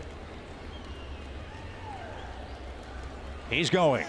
Pitch is low. Ball 4. 2 are on, nobody out. And again, Peter, the Braves have it set up to add on to this 2-1 lead.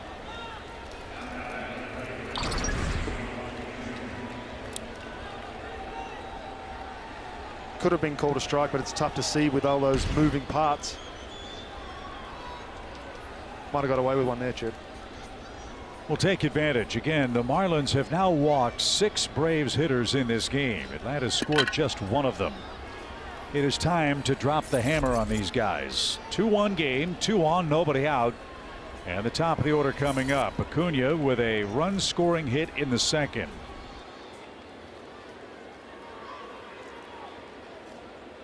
Just serve it to right, Ronald. You get a run.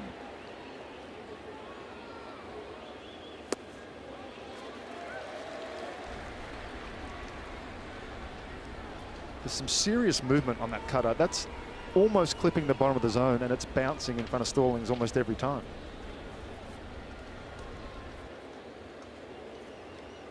Acuna, a lifetime .339 hitter in this ballpark with 8 homers. And all of a sudden, the Marlins right-hander Brazoban is in a gigantic mess. 2 on, 2-0 count for Ronald. See if he takes a mammoth cut and hits one out of here.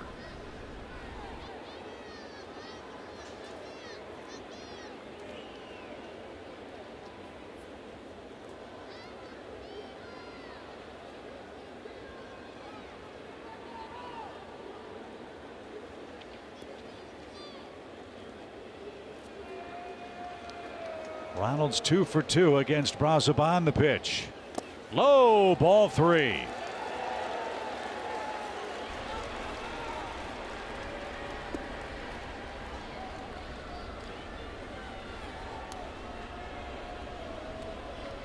Marlins will get the bullpen busy again.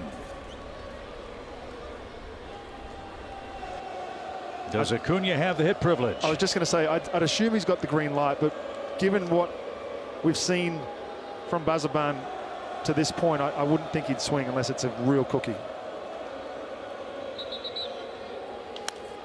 3-0 popped up. Stallings can't find it. It's behind the plate. It is into the seats. 2 rows deep. And now the count, 3 balls and a strike for the Braves leadoff man. And it was a cookie. And you've still got 2 more swings. But now all bets are off.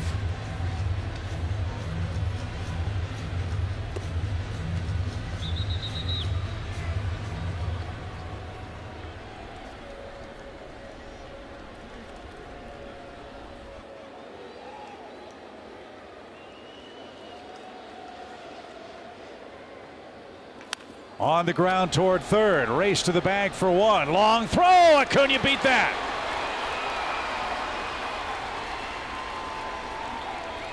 So they get Harris on the force at third.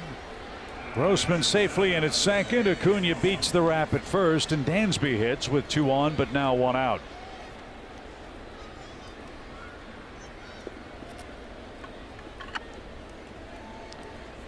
And Dansby is our Yellowwood Bringing the Lumber feature. Look, Peter, at what he has done over the last week and a half. Gladly, Chip. That's just been one of the best runs I've seen from Dansby.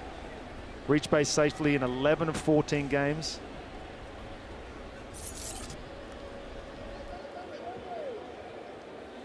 Six of his last 13 hits have been for extra bases. Dansby struck out twice with runners on base. He's also walked tonight. Swanson trying to extend his hitting streak to 5 games. With Grossman the lead runner. Acuna behind him at first. 1 out, 2-1 game.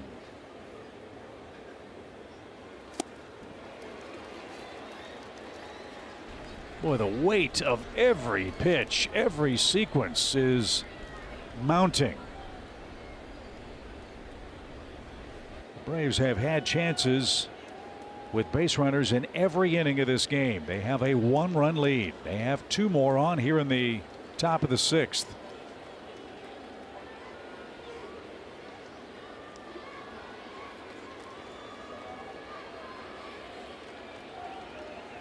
On the ground, might be 2.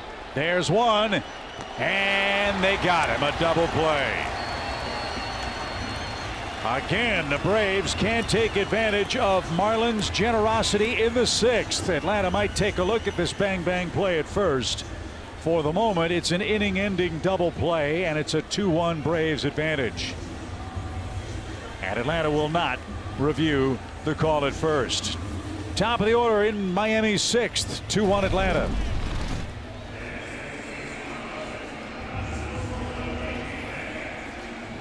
Well, Peter, this is one reason why the Braves went out and got a veteran starter at the trade deadline. Jake Odorizzi, in his most important start as a Brave, came through tonight against the Marlins. What a clutch performance from Jake. Really, really nice job with his splitter and the 4-seam tonight, and it was all because of the efficiency. He was throwing strikes. 7 strikeouts, 5 flyouts, 3 groundouts. amazing performance just when we needed it. So now Colin McHugh will take over in the 6th inning. The top of the order is coming up for Miami. It starts with John Birdie. And Peter, here's where the Braves have really been good. The relief corps since September 1, almost unhittable. And Colin's been leading that pack. 28 road games, 32 innings. When he came back from the IL, from the COVID IL, he had a couple of rough outings. And then since then, it's just been lights out. He's worked the slider, the cutter, drops that big looping curveball in every now and then. It's the ability of the two pitches that spin so similarly, and they have to make a choice. One's 10 miles an hour slower. That's the slider. And then he'll throw that cutter at the top of the zone to both lefties and righties that they see spin, and they expect it to be that slider. So the Braves pen has to cover 12 outs tonight with a 1-run lead. 2-2 pitch. Not close. Don't want to walk Birdie. He leads the major leagues in stolen bases. He's got 40 of them. He's 0 for 2 and has struck out twice tonight. Jake got him with high cutters.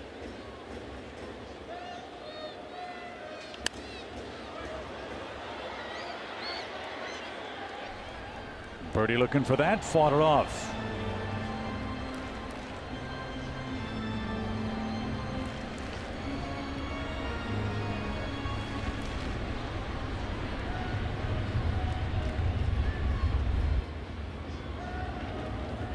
The 3-2 pitch. On the ground, Riley cut it off. Settles and fires. Good comeback from McHugh. Terrific play. Braves needed that. Leadoff man down, one away.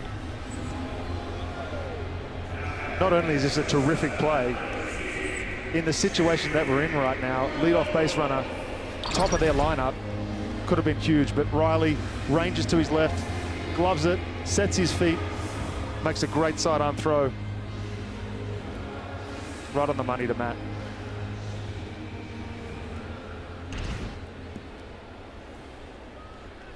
Joey Wendell is 0 for 2.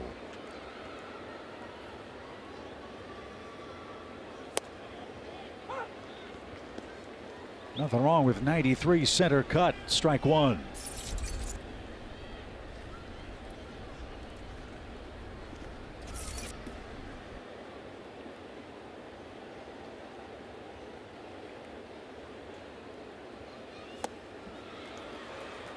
There's that wicked breaking ball. 0-2. And this relief corps from top to bottom is pitching with such confidence. The results tell you why. In September, a 1.70 ERA. So far in October, haven't given up a run. And 3 pitches takes care of Wendell, who strikes out for the second time. 2 away in the bottom of the 6th. Slider down in the zone. Perfect location. He threw a first pitch 4-seam fastball. 6th one of the year.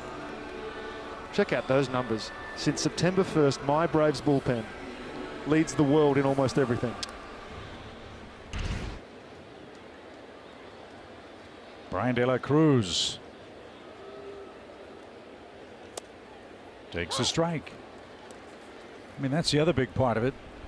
Not walking guys, not hurting themselves with bases on balls. And the value of something or someone like Colin who can go through lefties and righties for multiple innings.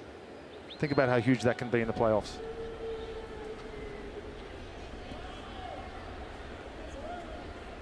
Two quick outs in a 2-1 game.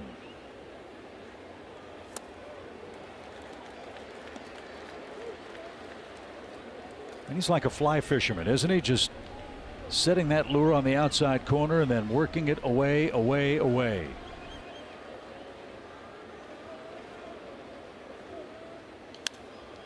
Foul away. 1 ball, 2 strikes.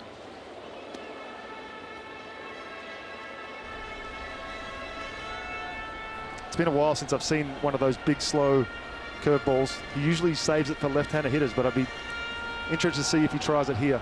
De La Cruz loves to get big swings.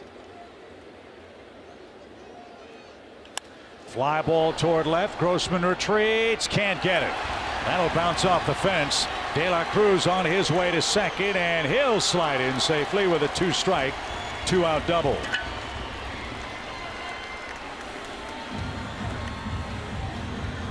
That ball found another gear, and Robbie couldn't catch up to it. 20 doubles for De La Cruz. Went out there and got a slider. Left middle. Probably the worst one he's thrown in the inning, unfortunately.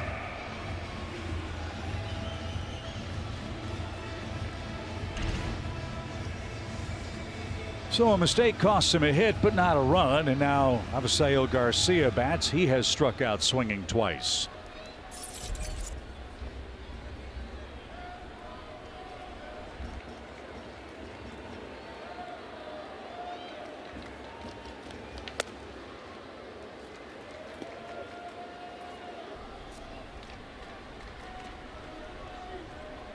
Garcia does a great job of keeping his hands inside and driving that ball the other way.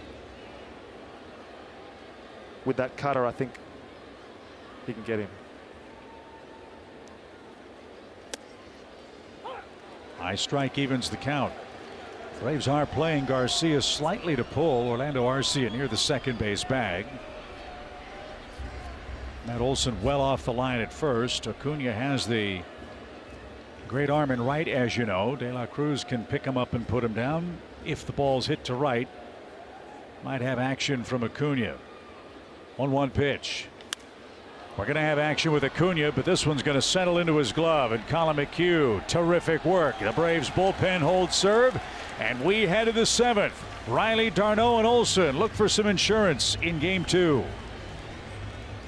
And that's incredible. Aaron Judge, in a season where he bet on himself, has passed Maris and the Babe in the home run column for the New York Yankees. What a great story. What a great season. And the way that he's done it, and the fact that he's 20 home runs further away than the next guy. It's just guy, amazing, it's isn't incredible. it? I don't remember a gap in really any stat that big at this time of year. So Judge makes history in New York. The Braves trying to make history in Miami. Tommy Nance is the third pitcher to work for the Marlins. He'll face Austin Riley. It's a 2-1 game. Driven down the right field line, but curling foul at the pole. Strike one for the Braves third baseman. Atlanta 2 runs, 7 hits. That's only part of the story. The Marlins have walked 6 batters. The Braves have left 10 on base. Need a couple more runs.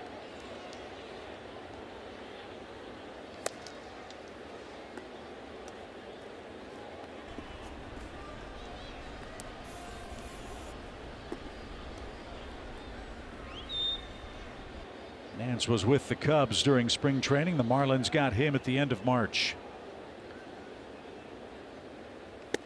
And that's high and in. 2 balls and a strike for Austin Riley.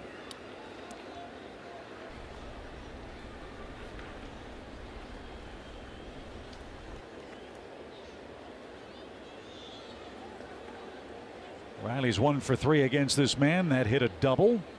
He's ahead in the count. And even more so, 3-1.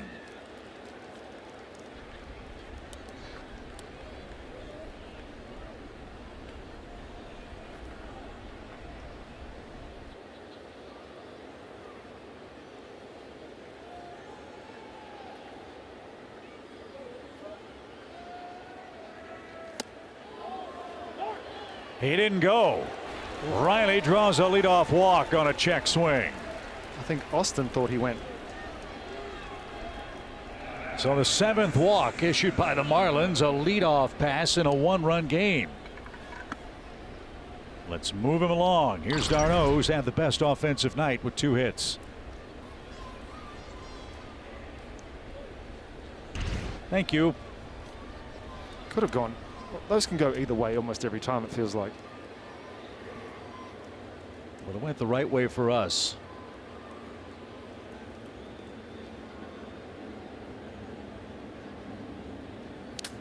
d'Arnaud gets hit by the next pitch. Again, Miami is putting this on a tee for the Atlanta offense. 2 more base runners on, again with nobody out. And now Matt Olson will hit, and he faces a right-handed pitcher. And let's take a look at Matt Olson's numbers. He is our landmark player comparison. Wow. Look at this. Last 14 games, 311, 5 home runs. I don't even want to mention the previous 14, but we've seen him do that before as well and bounce back like he has this week. Swing and a liner, caught it short. Good base running by Riley. A foot higher, and that's into center field. No such luck for Olson, who's a 1-pitch out.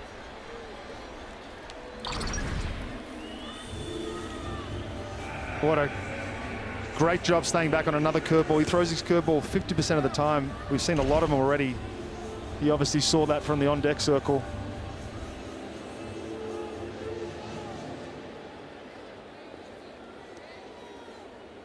Well, you just feel like one more big hit and everybody can relax, right?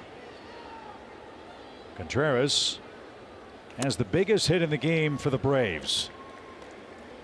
A dribbler toward third that he outran to first. That brought home Travis d'Arnaud and broke a 1-1 tie. So he's 2 for 3 in the game.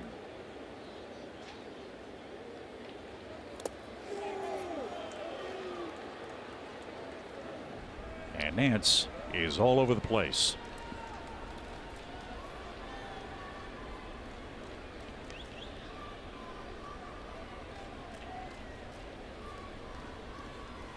Nine pitches, only 2 strikes.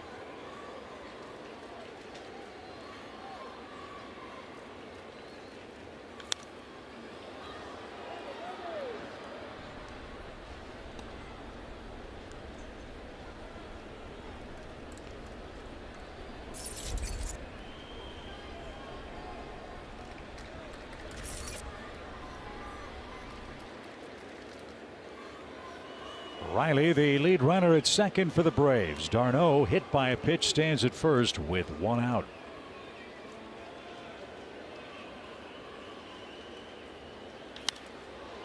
Fly ball center. De La Cruz comes in. He'll have no trouble with that. 2 outs.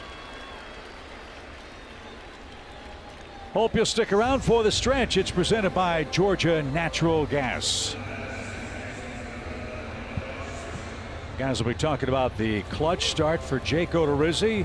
5 innings of 2-hit, 1-run ball. He's in line to win this game. The Braves have not made it easy on the staff tonight. 7 hits, 7 walks, but 2 runs. Let's see if Arcia can pick up his second hit and add to this 1-run lead.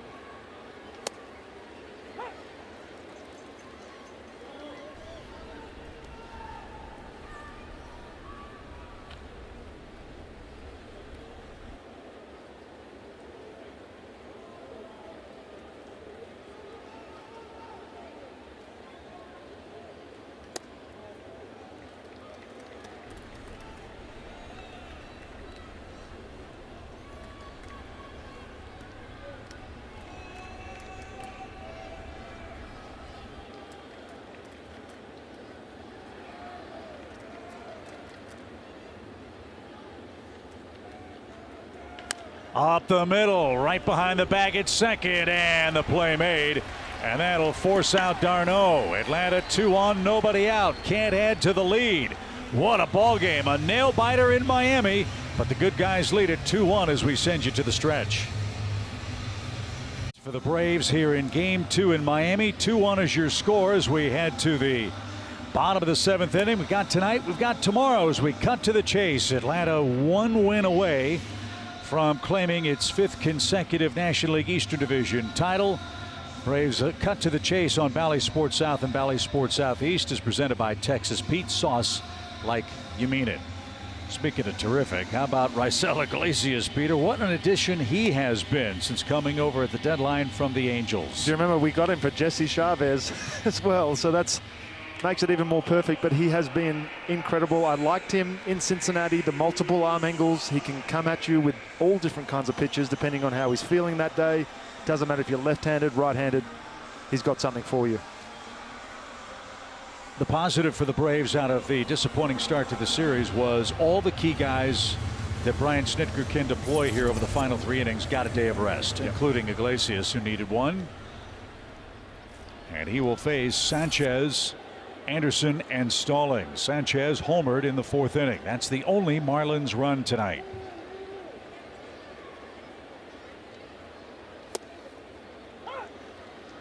And it's strike after strike from this guy. Raisel Iglesias, 1 earned run in 27 outings.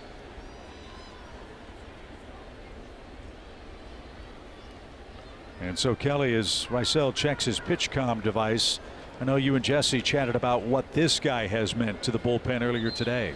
Yeah, you know, Jesse went back to meeting him at spring training over a year ago, and he goes, you talk about the whirlwind of almost like ships passing in the night, right? He goes out to Anaheim, and then Iglesias comes here, and he goes, and then I get to come back and really get to know him and see what he brings to the table. And he mentioned just how much of a blast it's been getting to know him as a human, and also explaining how he's been able to meet what he felt like was the standard within that bullpen. And he goes, this guy's put himself on the map as one of the best closers in the game, and yet he's concerned with meshing with the rest of us. But Peter, I think that was Jesse's way of talking about the chemistry of this bullpen, right? And just what those guys have back there, the fun they have, but also the way they push one another. And I think Iglesias is a prime example of that. And I just, if you haven't heard the 8 minutes I got to do with Jesse Chavez, please go to our Twitter account, Braves on Valley, and take a listen, because it's like listening to a one-day manager whenever he gets to hang up the cleats. It was awesome. It was an awesome conversation, but he's been particularly impressed with what Iglesias has done so far this season, and just getting to know him a little better as we continue to kind of figure out what's going on with the PitchCom, I guess, guys. Yep. So I could keep talking about this if you want, sure. But Peter, I feel like you get to be around these guys in the bullpen as well, and being that that's a group you know, guys pitched with some and still get to see what they're doing. What do you think makes them so special, aside from just their obvious talent level? Well, you said it, it's the chemistry. Someone like Raisel coming in and accepting his role. He's thrown in the 6th, the 7th, the 8th, the 9th. It's those guys that you want in your bullpen, and it's the chemistry. Chemistry's great, but it's even better when you're having some success. And these guys have had nothing but success all year. So it looks like we've got the PitchCom issue straightened out, but you worry about rhythm. Iglesias came in, threw a pitch, then had to wait 3 or 4 minutes to get things settled. And Sanchez digs back in with nobody on or out. I'd say he's good. Yeah. Right over the corner, 0-2.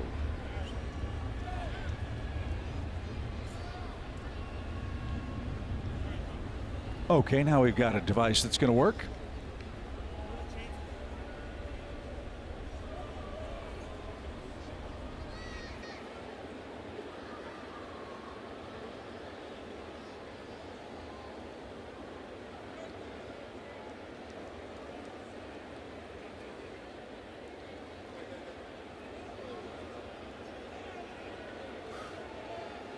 Iglesias for the 7th. Big shift on for Jesus Sanchez, the left fielder. And that is up and away. Ball 1.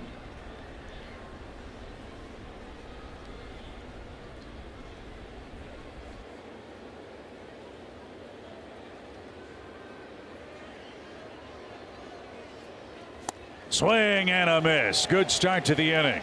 Sanchez retired for the first time, 1 out. Great changeup. Another reason that he's so effective against left-handed hitters. Powers past 95, 96 mile an hour fastballs, and then he's able to drop that on a dime and locate with it as well. So you start counting outs in games like this. You need 8. Iglesias has the first. Here's Brian Anderson. He's 0 for 2.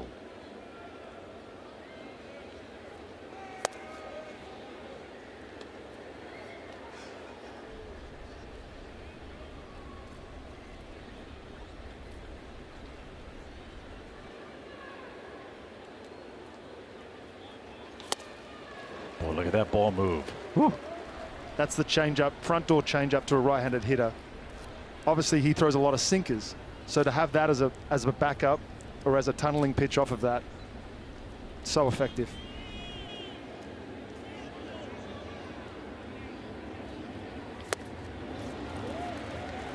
You can see him just completely geared up for the fastball. Now you've got so many options. You can either go back with that changeup again, you can blow his doors with a sinker up and in, or you can go breaking the ball away. No shift for Anderson. The 1-2 pitch. He struck him out.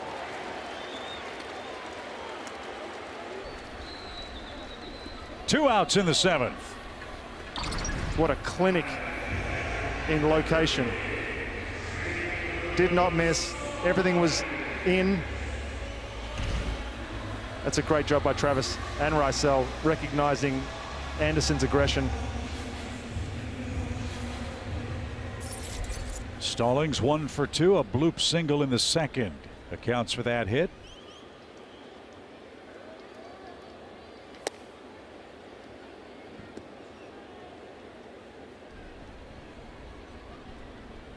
Stallings also flied out to center, leading off the Marlins 5th. 2-1 Braves. An Atlanta win wins the division.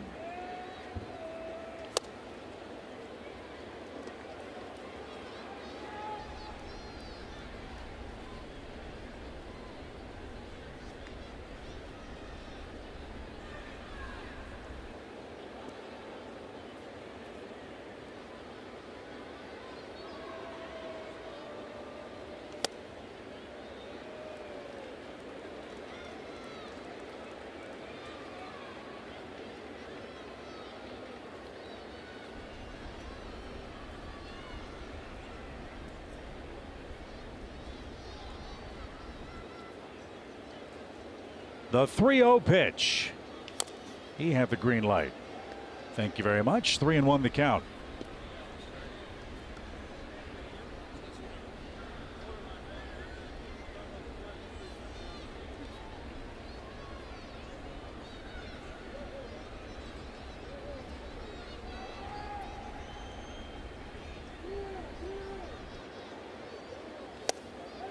A 2-out walk.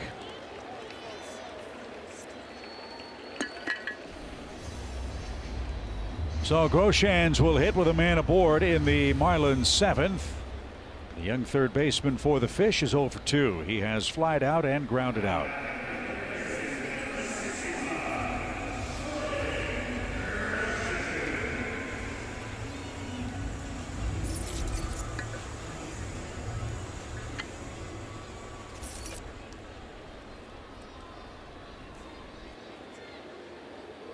Stallings has a tiny lead at first, and a slider, swing and a miss. If you've been watching the at-bats previous, you've seen sinker, changeup, and then you get up there, first pitch slider.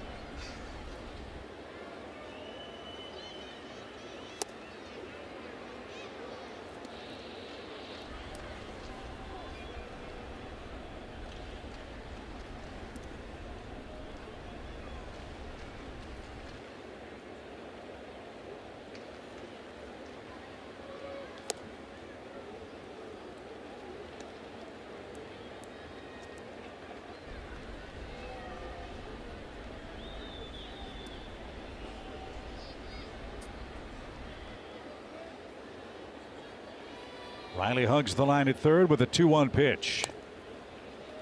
And then off his hands, foul, 2-2. Well, everything's been coming in hot for Iglesias. Let's see what he does to finish off the hitter and the inning. I'd love to see a sinker. I've been calling for it. I'd love to see a sinker in. It's thrown a lot of change-ups in. Got him thinking off speed.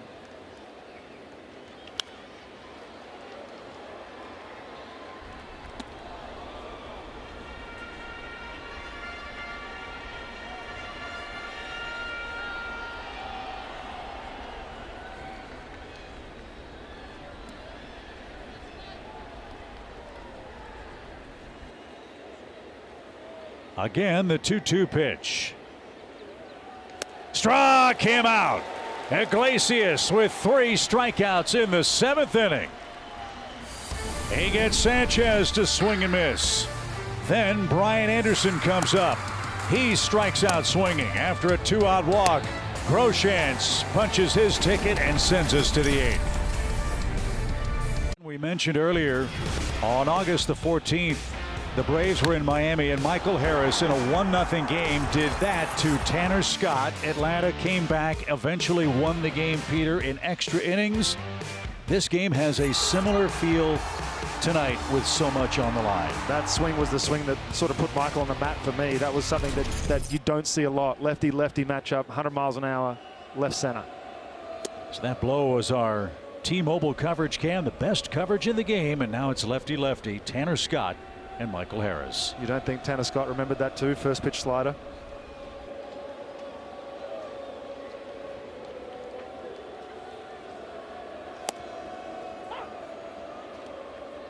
Listen to the Braves fans in South Florida. They want the race in the East to end tonight.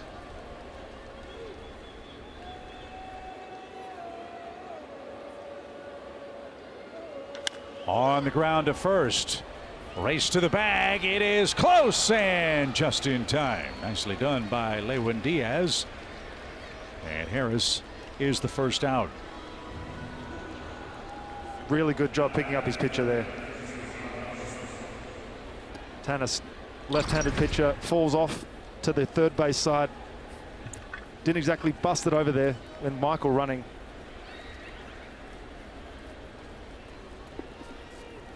A slide just ahead of the stride for out number 1. The Braves have hit Tanner Scott really hard. 10 runs in 7 2/3 innings now. And Robbie Grossman greets him next. Robbie has struck out twice, walked once in his 3 trips to the plate here in game 2. After Robbie, it's Ronald Acuna Jr., then Dansby Swanson.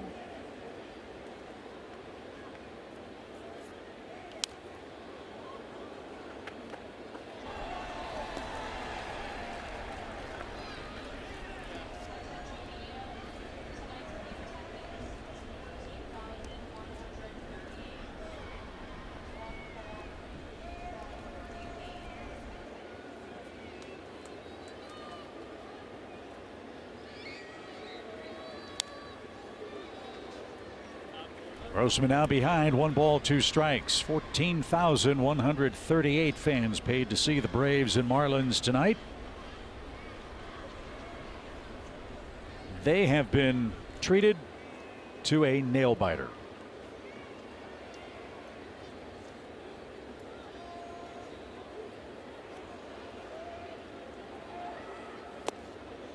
The Mets already won game 1 of their doubleheader today, 4-2. They are throttling the Nationals 7-0 in game 2. That game's in the 3rd inning, by the way. So Brian Snitker's club can't expect any help tonight. They've got to take care of their own business, and to this point they are. 2 runs has stood up for Odorizzi, McHugh, and Iglesias. And a full count. And you want to do it yourself. Well, of course. You don't want to rely on Mets losing, obviously. Well, that's why sweeping the Mets at home was so critically important for the Braves. They control their destiny. If they win, there's nothing New York can do.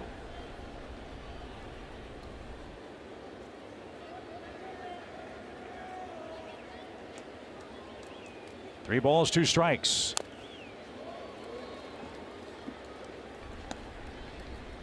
And Brian Snitker has said from the opening bell of spring training, the goal, the start of the journey, win your division and all that comes with that. And for this team, which hopes to get Spencer Strider back, as you heard Kelly report, Ozzie Albies back at some point, that extra rest allows you to set everything up for a Tuesday night division series matchup. Pitch is lined softly toward short. Grossman's retired for out number 2.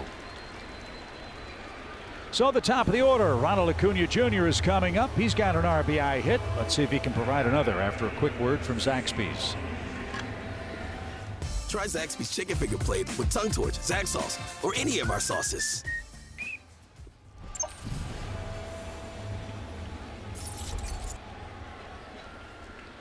A lot of sliders from Tanner Scott already. Don't be surprised if he throws the first pitch slider. Ronald loves the first pitch. And loves hitting in this park. Didn't chase it. Ball one.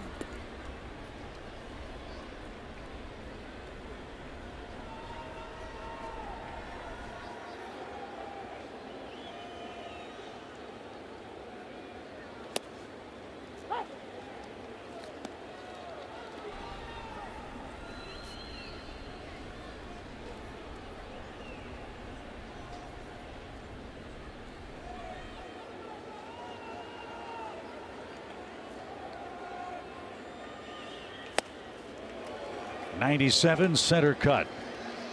And Ronald swung through that. A ball and 2 strikes.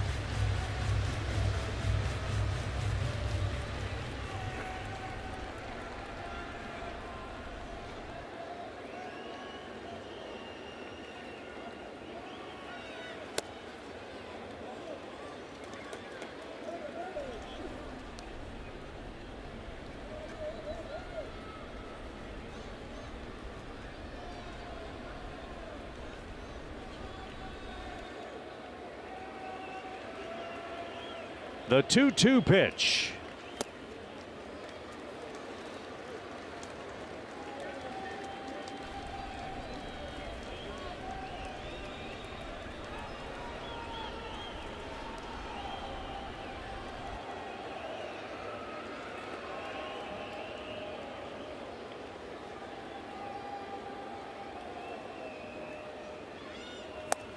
He lost him with a breaking ball. A 2-out walk for Acuna.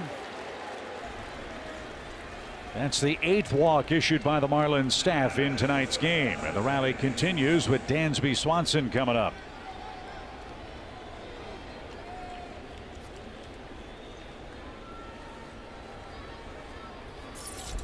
Dansby looking for his first hit.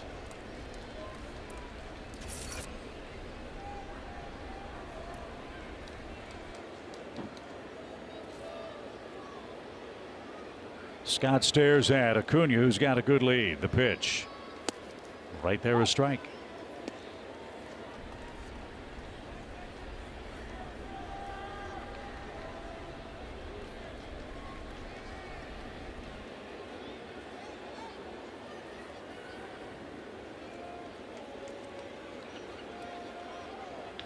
On the ground to third. Instead, it trickles to the shortstop, Wendell, who makes a nice peg to second. That forces Acuna and sends us to the bottom of the 8th inning. Still 2-1 Atlanta in Miami. Your local Ford dealer. Delta Airlines. Keep climbing. And by Truist. When you start with care, you get a different kind of bank. Well, for a team that's hit 241 homers this year, an infield hit is the difference in this game, as well as outstanding starting and relief pitching. We head to the bottom of the 8th. Kids Club is now completely free and digital for all Braves fans under the age of 14. The regular season may be ending tomorrow, but the fun doesn't. Kids Club members still get monthly emails with exclusive content and Battery Atlanta retail offers during the postseason and the Braves offseason. The Braves Kids Club's a great way to stay engaged with your favorite team. Join now at Braves.com. So we've seen the bullpen rotation play out night after night, Peter, since September 1.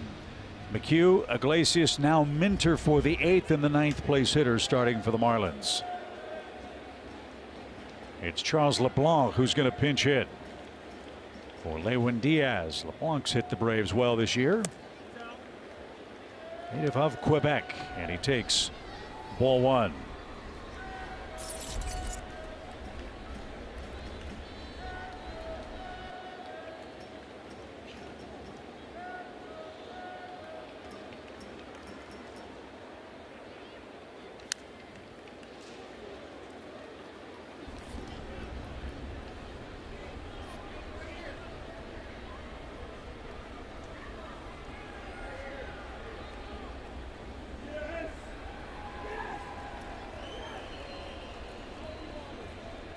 Nobody on or out in the 8th. The Braves need 6 outs.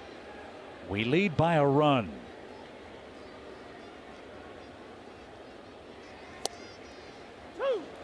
1-2. Well, you see A.J. Minter, Peter, the way he's pitching, such confidence with every pitch, and that third pitch he's added's really helped too. Yeah, that changeup's become such a really nice weapon against right-handed hitters for him. Gets a lot of swings and misses with it. Might see it here.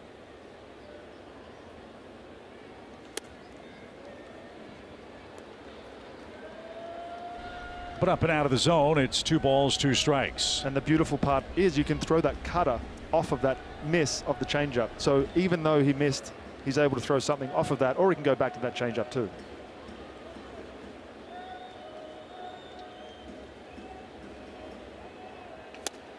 Struck him out looking.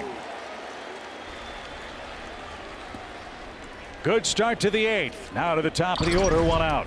Just because you miss your spot doesn't mean that pitch doesn't have a purpose, and that was a perfect answer from AJ.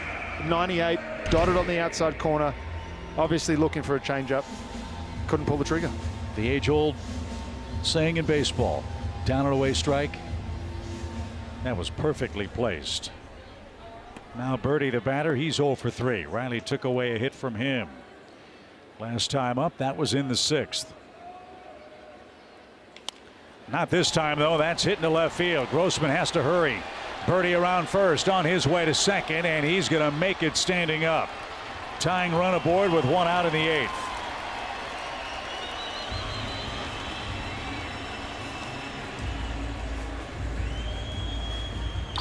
Remember the first pitch, cut fastball, a little bit too far up in the zone. Wanted to get that a little bit down. Birdie put a good swing on it.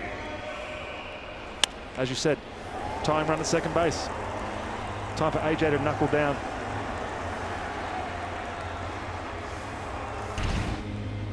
Well, you've got the left-hand hitting Joey Wendell up. Wendell has struck out twice in 3 trips.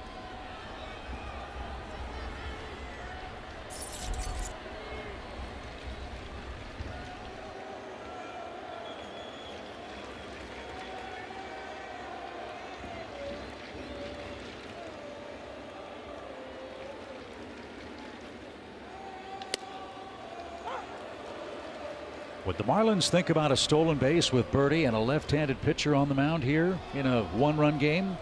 Stolen base leader, you're always thinking about it, and if the opportunity presents itself, maybe AJ one looks back there, but Braves have done such a good job this year of varying their looks to second base, varying their timings, keeping runners on base, and look at Dansby right behind, making sure that Birdie doesn't get too far off. Sharply hit, but right at Riley. Looks the runner back. Minter covers third, and 2 men are out. Huge second out in the 8th inning. Riley perfectly placed. And now Brian De La Cruz stands in the way of sending us to the 9th inning with the lead. With Dansby holding Birdie at second base, Riley was the last man standing on the left side of the infield. Perfect placement. Well done, Wash, all those guys down there.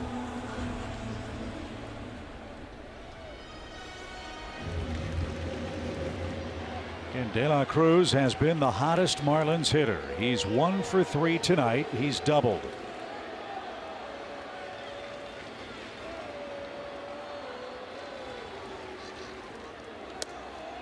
Way outside, ball 1.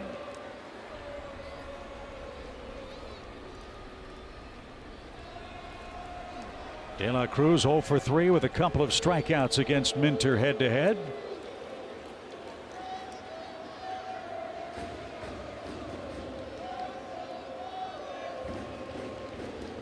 This year, Minter has struck out 14 Marlins hitters.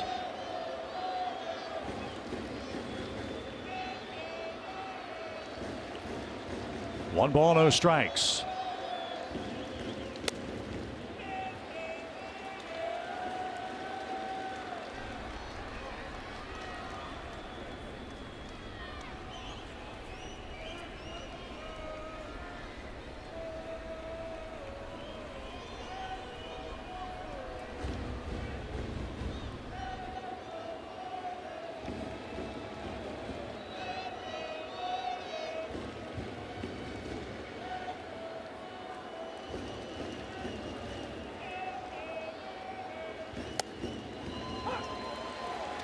Got the call. 2 balls and a strike.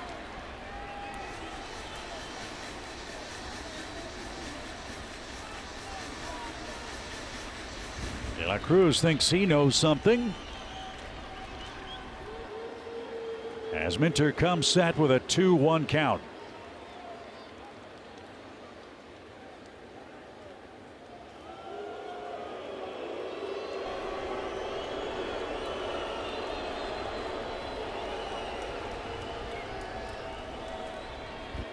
AJ's thinking along with you.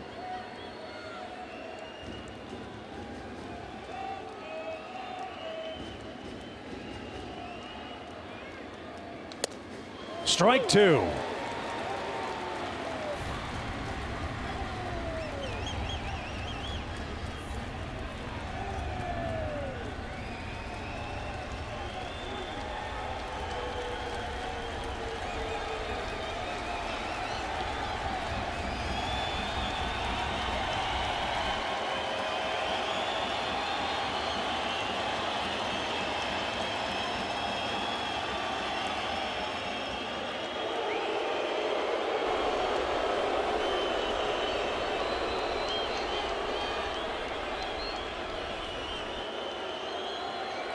The Braves outfield very deep for De La Cruz. As Minter comes set with a 2-2 pitch. 2 outs. Full count.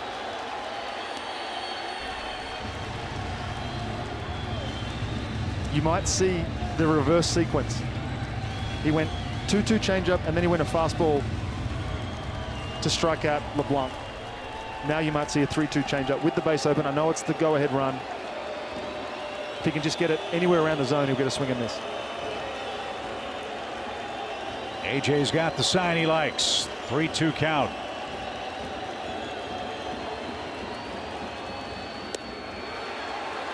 Ball 4.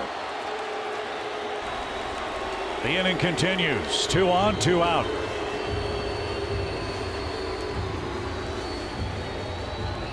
So you're right. The go-ahead run now is at first base. And Avisail Garcia, the hitter, he's 0 for 3 so far tonight.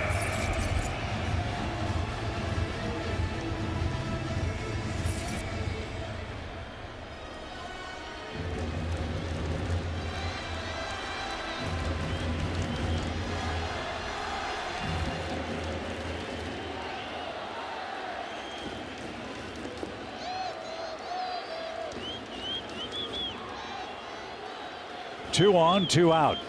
Birdie takes off, swing and a miss. He steals third base.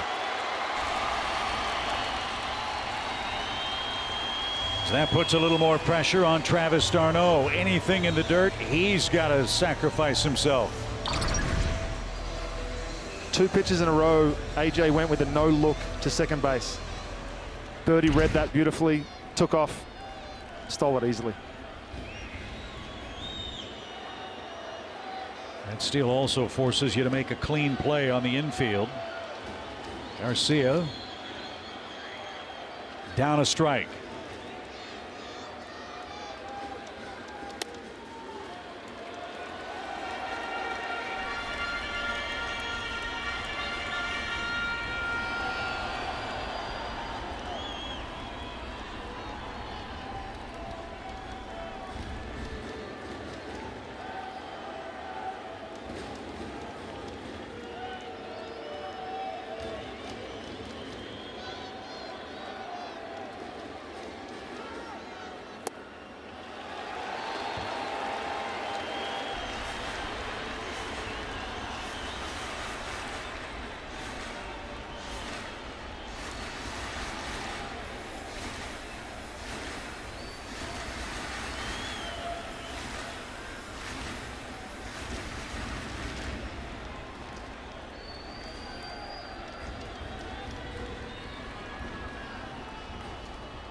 Two balls, 1 strike.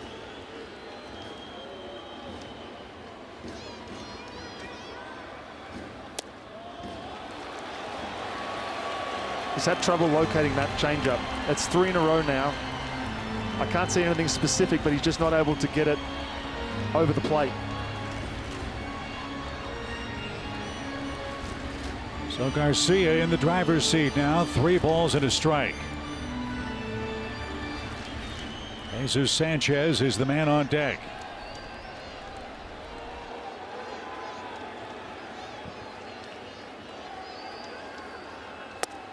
The bases are loaded.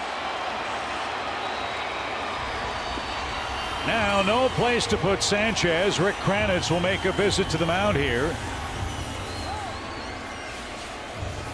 Supposed to be a lefty-lefty matchup, but it looks like the Marlins will go to the bench and pinch hit here. So trouble afoot with 2 outs in the 8th inning. Atlanta clinging to a 1-run lead. Bases are loaded as we step aside for a word from Truist. Tim always offered the best advice. Hit it nice and firm. Today, Tim is a teammate at Truist, where you can get personalized insights right on the app. AJ has to find something here.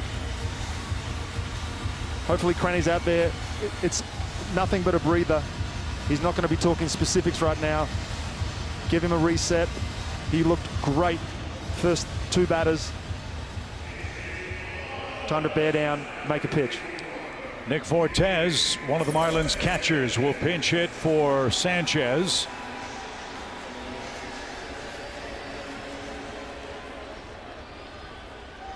No place to put him in a 1-run game.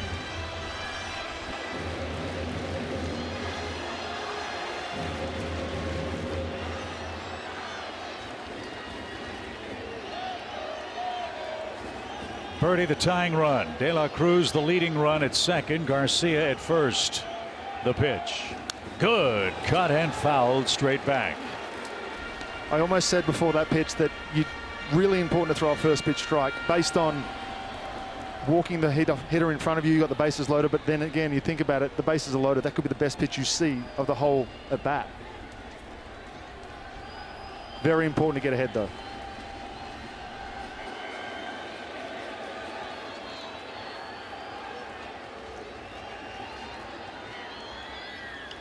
Popped him up. Dansby says he's got it. He does, and the inning is over. Miami loads the bases, and Minter gets out of it. We go to the 9th.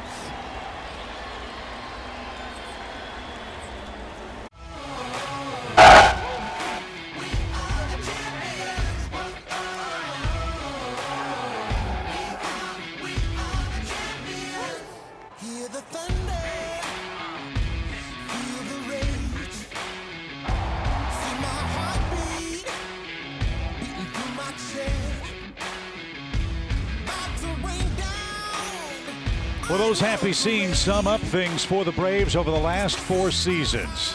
And how apropos is this, Peter? With a magic number of 1, the lead is 1 with 1 inning left in South Florida tonight.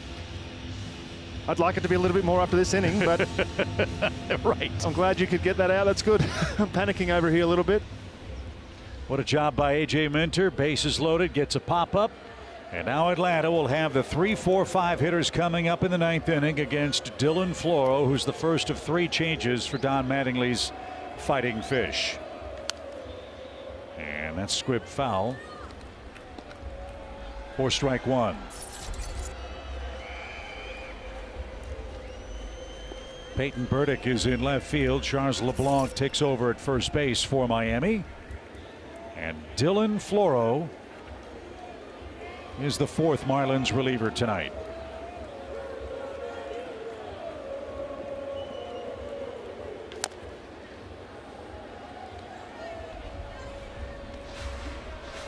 Braves are trying to win game 101. This Atlanta club has gone 77-33 since June the 1st. They lead by a run.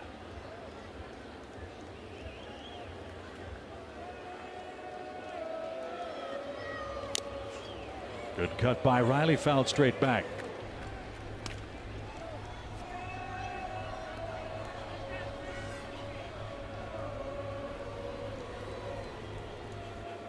Dylan Floro's given up runs in 2 of his last 3 appearances.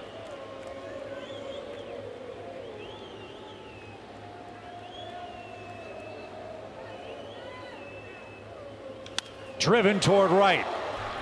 But that's going to be caught. Nice play by Anderson, moving near the line. Sharply hit And one man down for Travis d'Arnaud, who's reached base 3 times.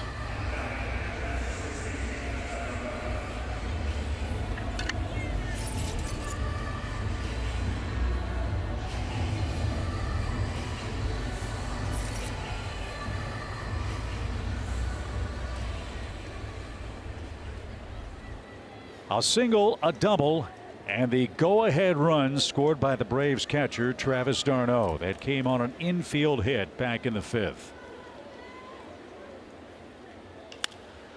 In the air, right center field, pretty well hit. Warning track, and caught just in front of the wall by De La Cruz. d'Arnaud nearly ambushed and hit it out of the park. Instead, he's the second out. Another really nice swing there from Travis. You said it. Chose a pitch, got it. Drove it to the biggest part of the field here, and it's a monster. So Matt Olson, the Braves hitter in the 9th. Matt's 0 for 4.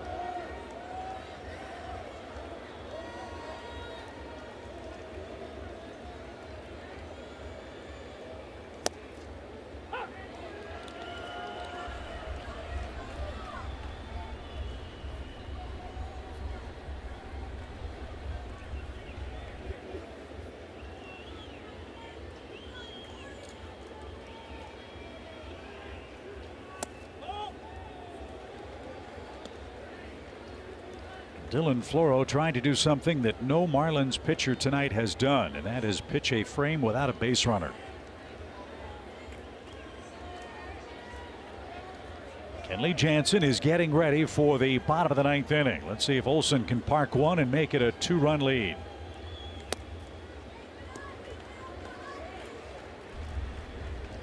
There is the Braves closer. He will have the bottom half of the Marlins order coming up.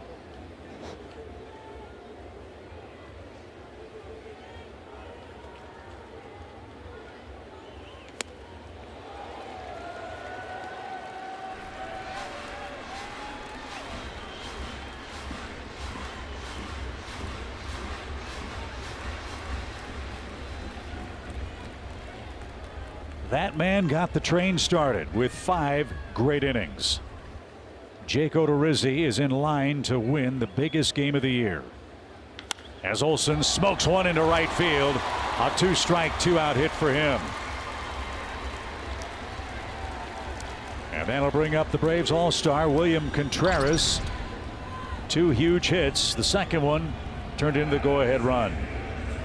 Great swing by Matt. I said it earlier, this team just does not get off the fastball, and if you're going to leave one middle, they're going to do some damage to it. See another one here.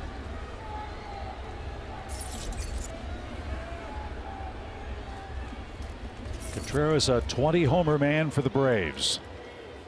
Outfield very deep, playing no doubles. Floro checks Olson at first, who has a short lead with 2 outs. That's bounced off the foot foul. No balls and a strike.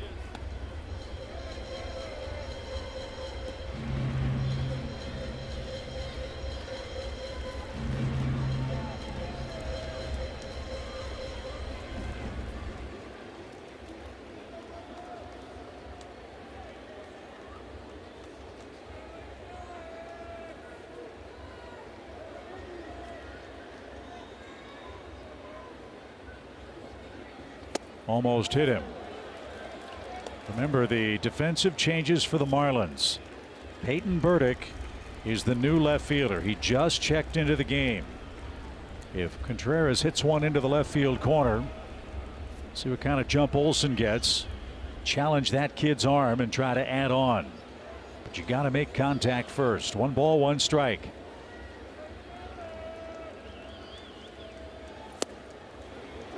Couldn't pull the trigger. Good pitch.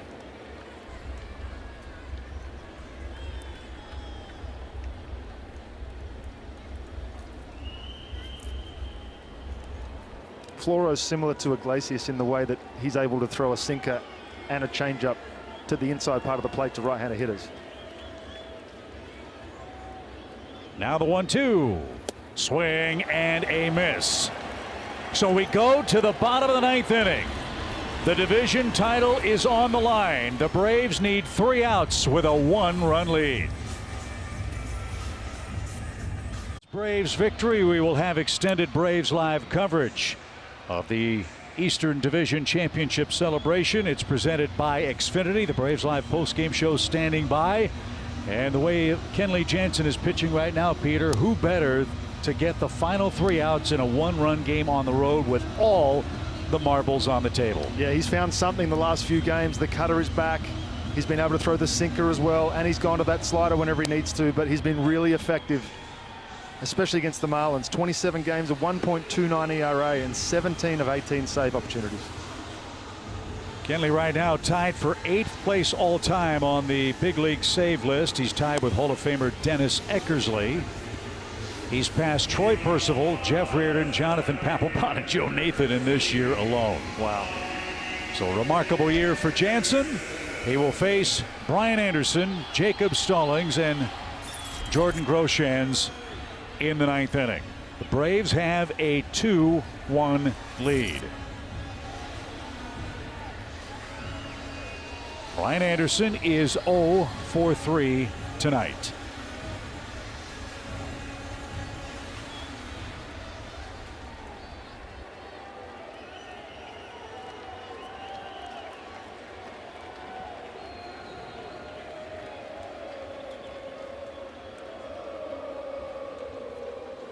First pitch swing and pop foul out of play, strike 1.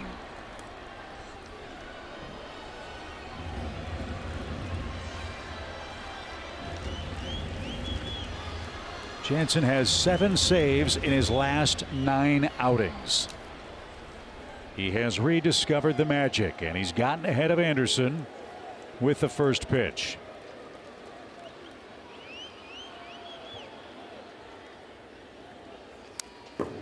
That costs him another strike. It's 0-2.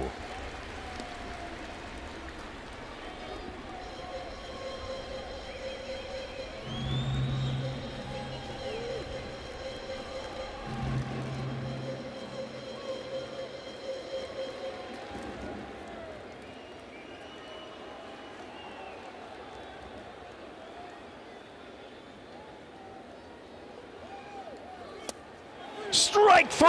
There's the first out of the 9th.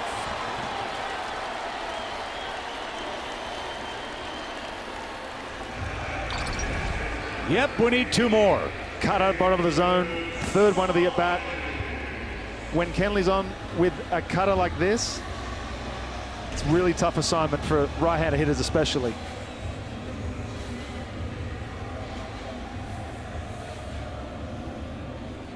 Jacob Stallings. He's 1 for 2.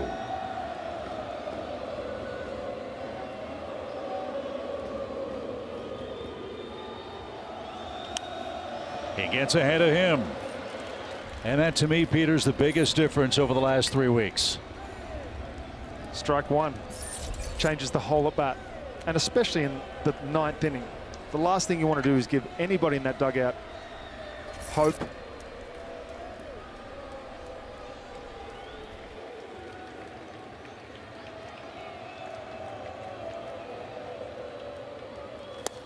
Strike 2.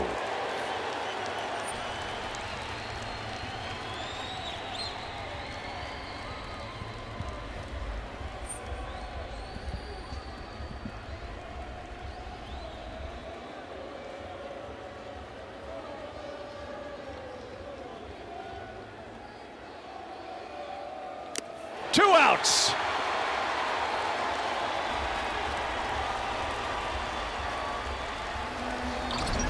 Another cutter. Top of the zone. 6 straight. This is what has been the turnaround for him. When you have the confidence to throw that pitch anytime you want, your bread and butter, what's got you to this point, what's got you on the top 10 or in the top 10 of saves all time, that cutter, when it's working like this, Jordan Groshans stands in the way of a division title.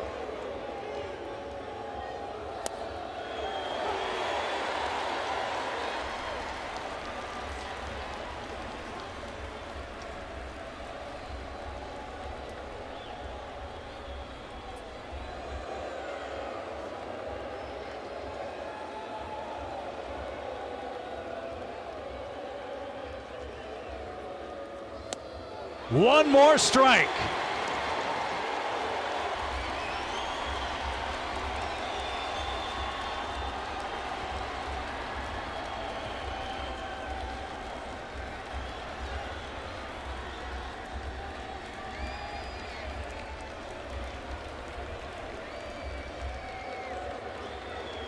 The 0-2 pitch. Fouled straight back. Kenley Jansen was one pitch away from an immaculate ninth inning. He's still way ahead, 0-2.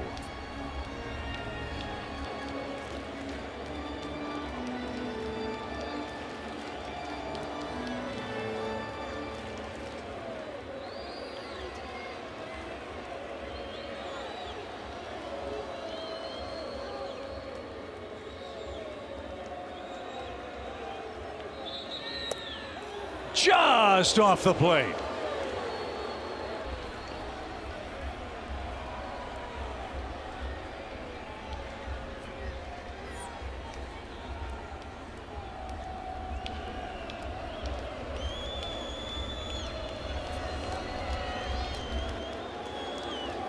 One ball, two strikes.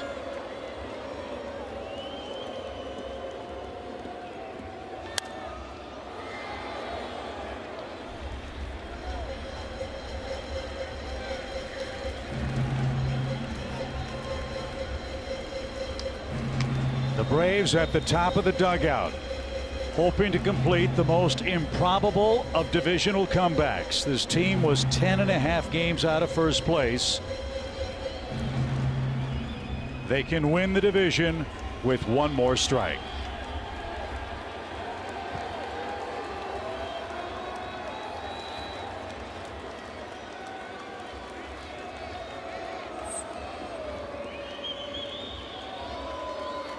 Kenley's ready. And his 1-2 pitch.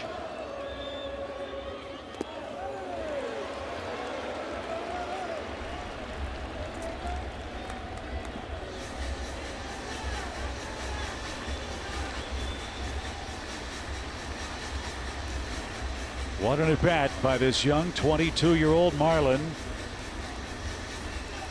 against a future Hall of Fame closer, Kenley Jansen, with 2 outs and 2 strikes in the ninth.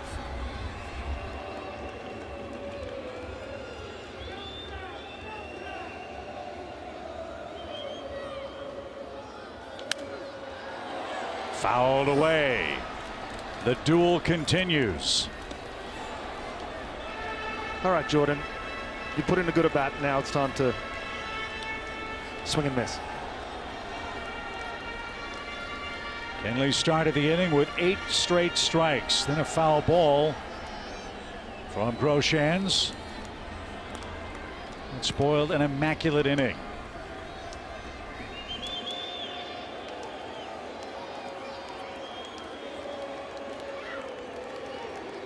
Still 2 balls, 2 strikes. And here we go again.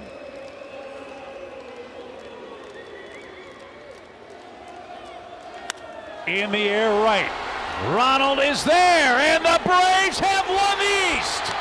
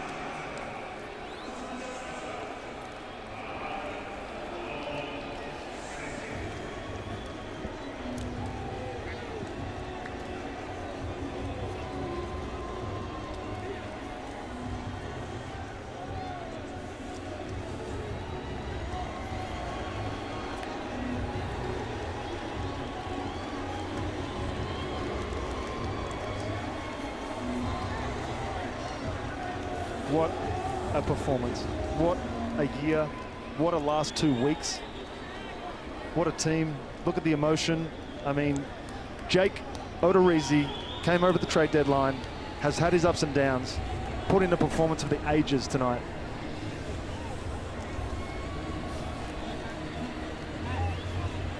This was a team that was 10.5 games out of first place. Brian Snitker called a meeting in Arizona. Wasn't a yelling, screaming, pointing fingers meeting. He said this team is much better than they've played. Let's just play smarter. We're playing hard enough. Let's play smarter. The team then took off on a 14-game win streak. They won 21 games in June, and they chased down the New York Mets, who once led this division with a $300 million payroll, by 10.5 games. Instead, it's the Braves under Brian Snitker who have won 5 consecutive Eastern Division titles, and they'll get some rest and set themselves up for their first-round matchup a week from today. And that's the key. You've set yourself up. You've got 5 days off.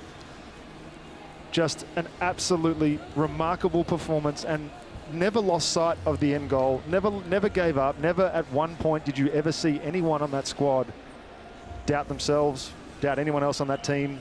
The confidence that everyone has in each other, it's just so fun to watch. It's so good to see, and we saw it all last year, and it's continued this year, which is so surprising and so hard to do. There's so many men who've contributed to the Braves winning this division. Let's stick with the recent history and start with tonight.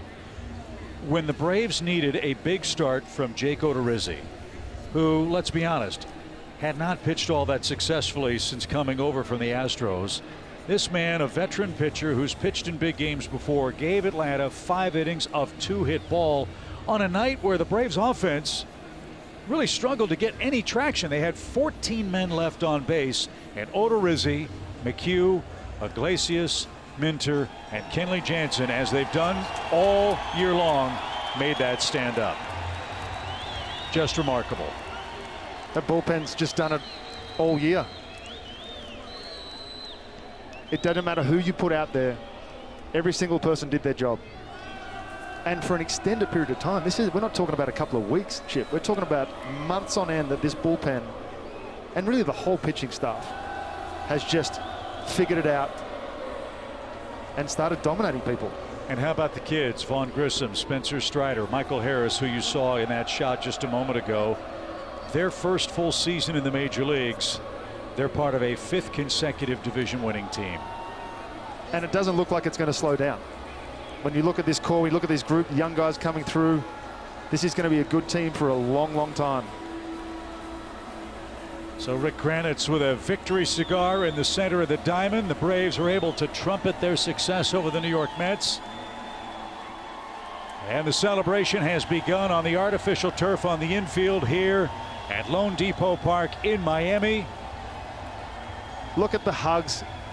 Look at the emotion. Look at the champagne.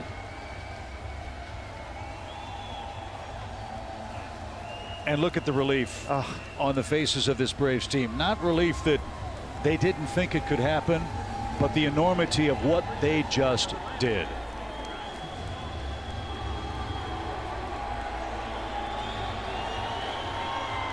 And so Kelly Kroll is with us tonight. Braves country celebrating behind the dugout. Kelly, I know the celebration is starting with Brian Snitker and his staff. It sure is. Well, first of all, Snick, congratulations. 5 straight division titles for the Atlanta Braves. How does that sound and feel right about now? Oh my God, this was like one of our typical just grind them out games too. I mean, you know, guys in the bullpen, boy. I'm so happy we can do this, so I can give all these guys some time off now, which is going to be awesome. But I'm so proud of this group. You know, where we were the 1st of June. Happy for the organization. Like I say, it takes that whole building to make this happen, and they're all special. This is unbelievable.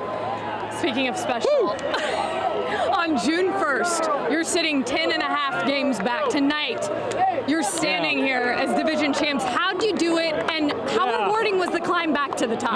Very much so. I mean, these things are never easy. They're all special in their own right. We did it with that group behind me, because those guys, they're an amazing group. I said they're the battle-tested guys. You know, they never stop believing in themselves. Their work ethic, the consistency with which they come, with which they play, the coaching staff, how these guys, they take every day the same too. I mean, they're right there with them guys. You know, Alex just never stopped believing in us. I mean, continue to try and make this club better all the time. I'm just so proud of our organization because, like I say, it takes the whole building to do something special, and we just gave ourselves a chance to do something special again. Yeah, it's awesome. I sense the emotion in your voice. I've seen the hugs between you I said I hear the emotion in your voice. Yeah. I've seen the hugs between you and your players. You talked about your first 20-game winner this year, first 100 wins in a season. Yeah. What do you think? I know there's more work to be done, but that you're going to remember the most? God, you know, these years are, like I say, they're just so darn hard. And I'm going to remember this group of guys. I mean, these guys are special. They've been special. They'll continue to be special for me in my heart. It's just an unbelievable. Go get in the picture. Go get in the picture. How do I get in one of these? He better get in one, guys.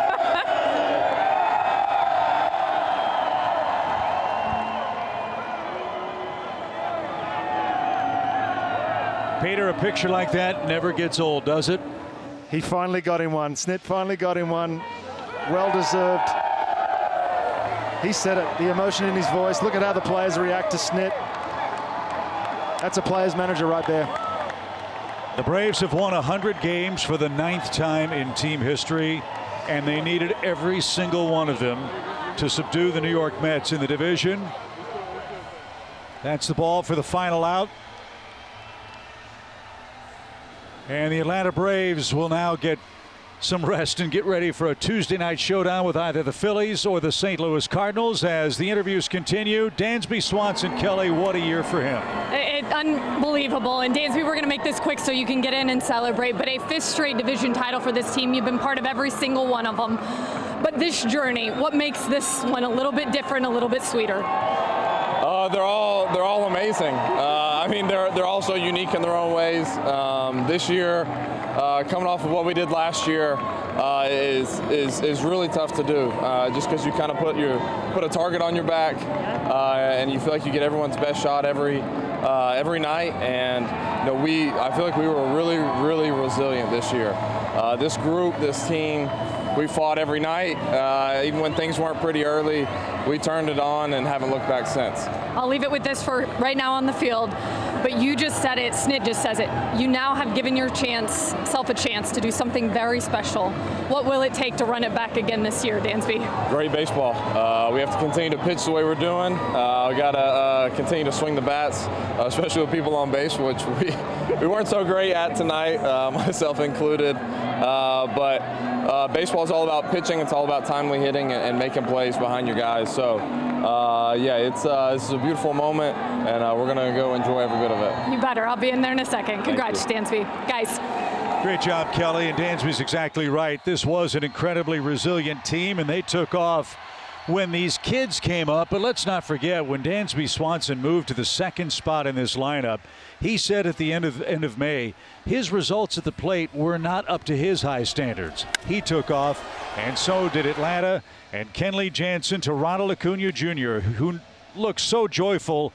His season came to an end last year in Miami. He's going to be a big part of what the Braves do in postseason play, which will start in Atlanta a week from tonight at Truist Park. Dansby Swanson and the Braves have won 5 consecutive division titles. Brian Snitker and his staff, such an amazing job. Resilient, tough, unrelenting. They chased down the New York Mets with an incredible 78-33 finish since June 1 to celebrate with that picture here at Lone Depot Park. Look at that. In the major leagues, best record, most runs, 2nd in homers, 3rd in starters ERA, and the bullpen, which you saw tonight, turning in 4 innings of 2-hit relief, the best in Major League Baseball. That is why the celebration is about to begin in the visitors' clubhouse here in Miami, Florida. Atlanta beats the Marlins 2-1, your final score. Jake Odorizzi, and perhaps the biggest start of his career, picks up the win. Braxton Garrett, the loser, and Kenley Jansen moves into 8th all by himself on the all-time saves list with his 8th save in his last 10 outings with his 41st of the year. And Atlanta is the Eastern champs. Here's how we got here, our plays of the year. This ball hammered center. Goodbye! First Atlanta homer for Matt Olson. He struck him out. Kenley Jansen comes home to Los Angeles, and another strikeout. That's a new career high for Kyle Wright. Dansby 360 through the first. Great play. Swing and a drive. He's going to get them all home. It's going to be a grand slam. Have a night, Triple Stone. Lead off homer for Acuna.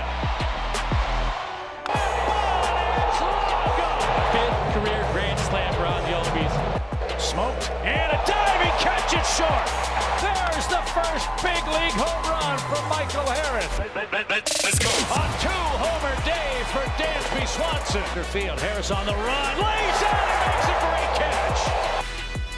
And he rifles that ball deep left center field. Long gone. Austin Riley has hit another home run. He is hotter than the Georgia asphalt. The Braves have won 14 straight games. Wall leaping tie. He got it. What a grab by Ronald at the wall. Swing, high fly ball, deep left field. Vaughn Grissom has homered over the monster. Harris going back, warning track wall, leaping tie. He got it. Majestic homer on top of the chop house. Swing and a miss. And Charlie Morton has a dozen strikeouts. On the ground, that's going to sneak into center field. Here comes the throw toward the plate. Save! Bouncing ball right side, and Travis d'Arnaud comes off the bench for a comeback Braves win against the Astros. Sweet 16 for Spencer Strider and a new Atlanta record. Swing and a miss. 9 up, 9 down for Max Fried. He's off to a great start. Snagged out of the air by Dansby. And that ends the ball game.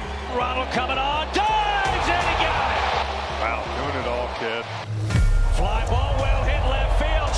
The Braves are back in front. Shift, long run Dansby, slowing, leaning, and he's got it. What a play by Swanson. History tonight for Bryce Elder. Pitching the first complete game this year for the Braves. Dansby Swanson, third straight game against the Mets with a homer. Going back, Acuna is there. He's got it!